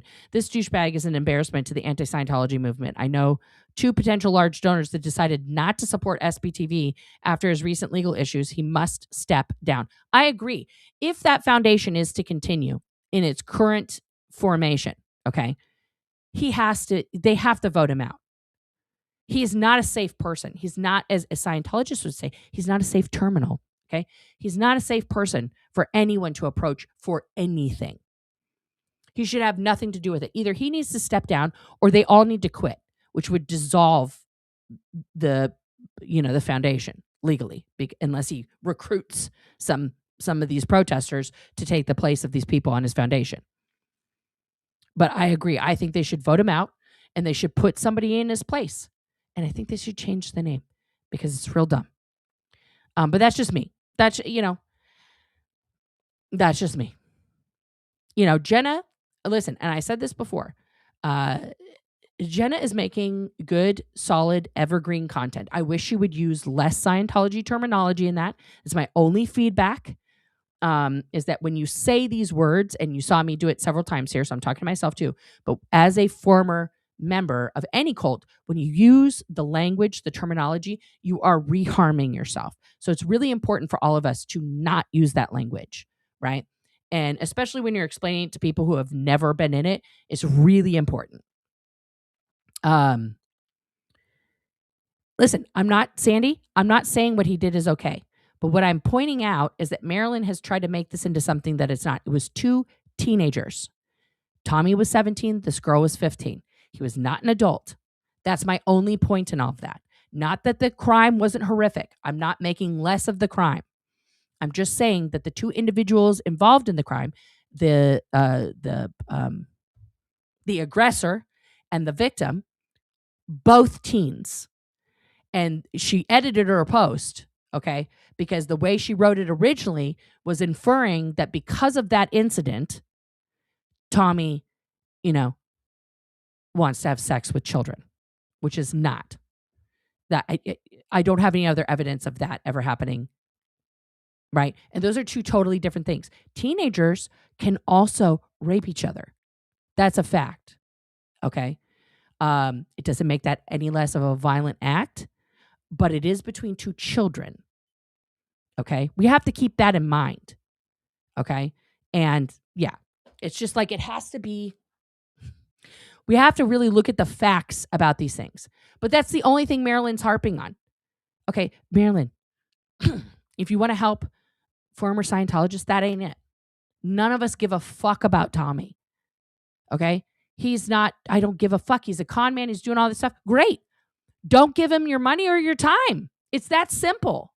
But talking about him isn't getting people out of Scientology. It isn't making it safer for people to leave Scientology. And Tommy's not also doing anything in regards to Scientology. So why is he a topic of discussion? Because he's in some sort of like weird romantic thing with Reese? Who gives a fuck? That's not your business. That's her business, right? And if you don't like it, don't watch their fucking content. It's that simple. But if you want to talk about and claim to be part of helping Scientology, stop modding Marilyn for this psycho, for this malignant narcissist.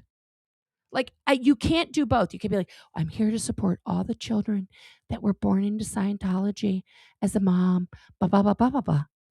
And then fucking mod for the guy who doesn't offer help to the children that were right in front of him, who doesn't offer help to the Sea Org members that he encounters, who doesn't offer help to anybody. Please stop. Please stop. It's a fucking conundrum. Right? And the fact that Jenna somehow hasn't gotten her fucking face and name off there, if she's not a part of it, fucking sue him then.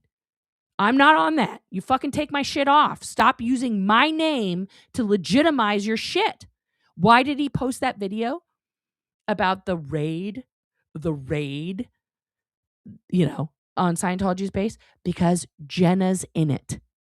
He's still riding her ovaries all the way to fucking money. He needs to stop doing that. It's further abuse of someone who's, who literally was calling the police on him last time we heard. I don't know if that happened or not. There you go, Lady Jane. So you don't have to worry about it. You don't have to worry about it. It's just like, this is part of the thing, guys. And I'm very guilty of this. I'm going to be 100%. I'm very guilty of this. I got so immersed in the minutia of the minutia of the minutia, okay, of like, I saw that person in that person's chat and they were talking to so-and-so and blah, blah, blah, blah, blah. And guys, it made me crazy. It literally fucking made me crazy, okay? It doesn't matter. We can't control everybody. We can't control people's opinions. We can't control what they do in somebody else's chat. We can't do that. It's impossible. It's impossible, okay? But we can point out, I can't control Marilyn or Rabbit or Kelly Copter or Natalie or Feral Cheryl. I can't control those women. But I can point out that their actions and words, particularly Feral Cheryl, who's there every week, are propping up a malignant narcissist who doesn't help people by his own actions and words. It's not a good look if you're going to be out here touting yourself, in Natalie's particular case, as, oh, Hannah, it's just about love. It's just, what about Aaron Smith-Levin is about love? What about that guy is demonstrating love? Nothing, right? Kelly Copter's been very quiet, and she doesn't do a lot of content anymore. That has been her thing, and that's fine. I'm not saying she has to go make a video. I'm also not asking any of these people to make content about not talking to Aaron anymore. I'm just saying, like, maybe for Natalie in particular, stop being part of the foundation and get your fucking face and name off there. And for Cheryl, stop going there with him on Fridays. If you want to protest still, go on a different day of the week. There's 6 other days that you could go that aren't a fake fucking Costco protest. Okay? If it's really about protesting, go a different day. without your cult leader. And Marilyn, grow a fucking pair of ovaries. I don't know what to tell you. Grow a pair of ovaries. Stop letting this man use you. Stop it. Right? And Kelly should say something. I don't know. Even if it's just like, she was very proud to brag about how she got, DOA's channel erased. I'd do it again. Well, why don't you, fucking have the same brass ovaries to say, I don't support that. I don't support an abuser. The end. It's that simple. I will not be doing anything for, I don't know. They don't even have to do that. I don't know. It's just like, maybe just don't allow him to use your content, to use your shit. Strike it. Get it off his channel. There are ways to do that, to say, I don't support it. But your silence is also saying that you support it. Doing nothing is the same as saying, okay. Okay. That's the dealio. Okay. So when we see this consistent, constant abuse from Aaron Smith Levin, we have to call it out. Because, as I said, I think that he and his lawyers, mostly his lawyers, hopefully he's letting them do the talking and he's not doing the talking, are literally trying to work a deal in the background, right? That is a trauma response. You're totally correct, Dylan. Totally correct.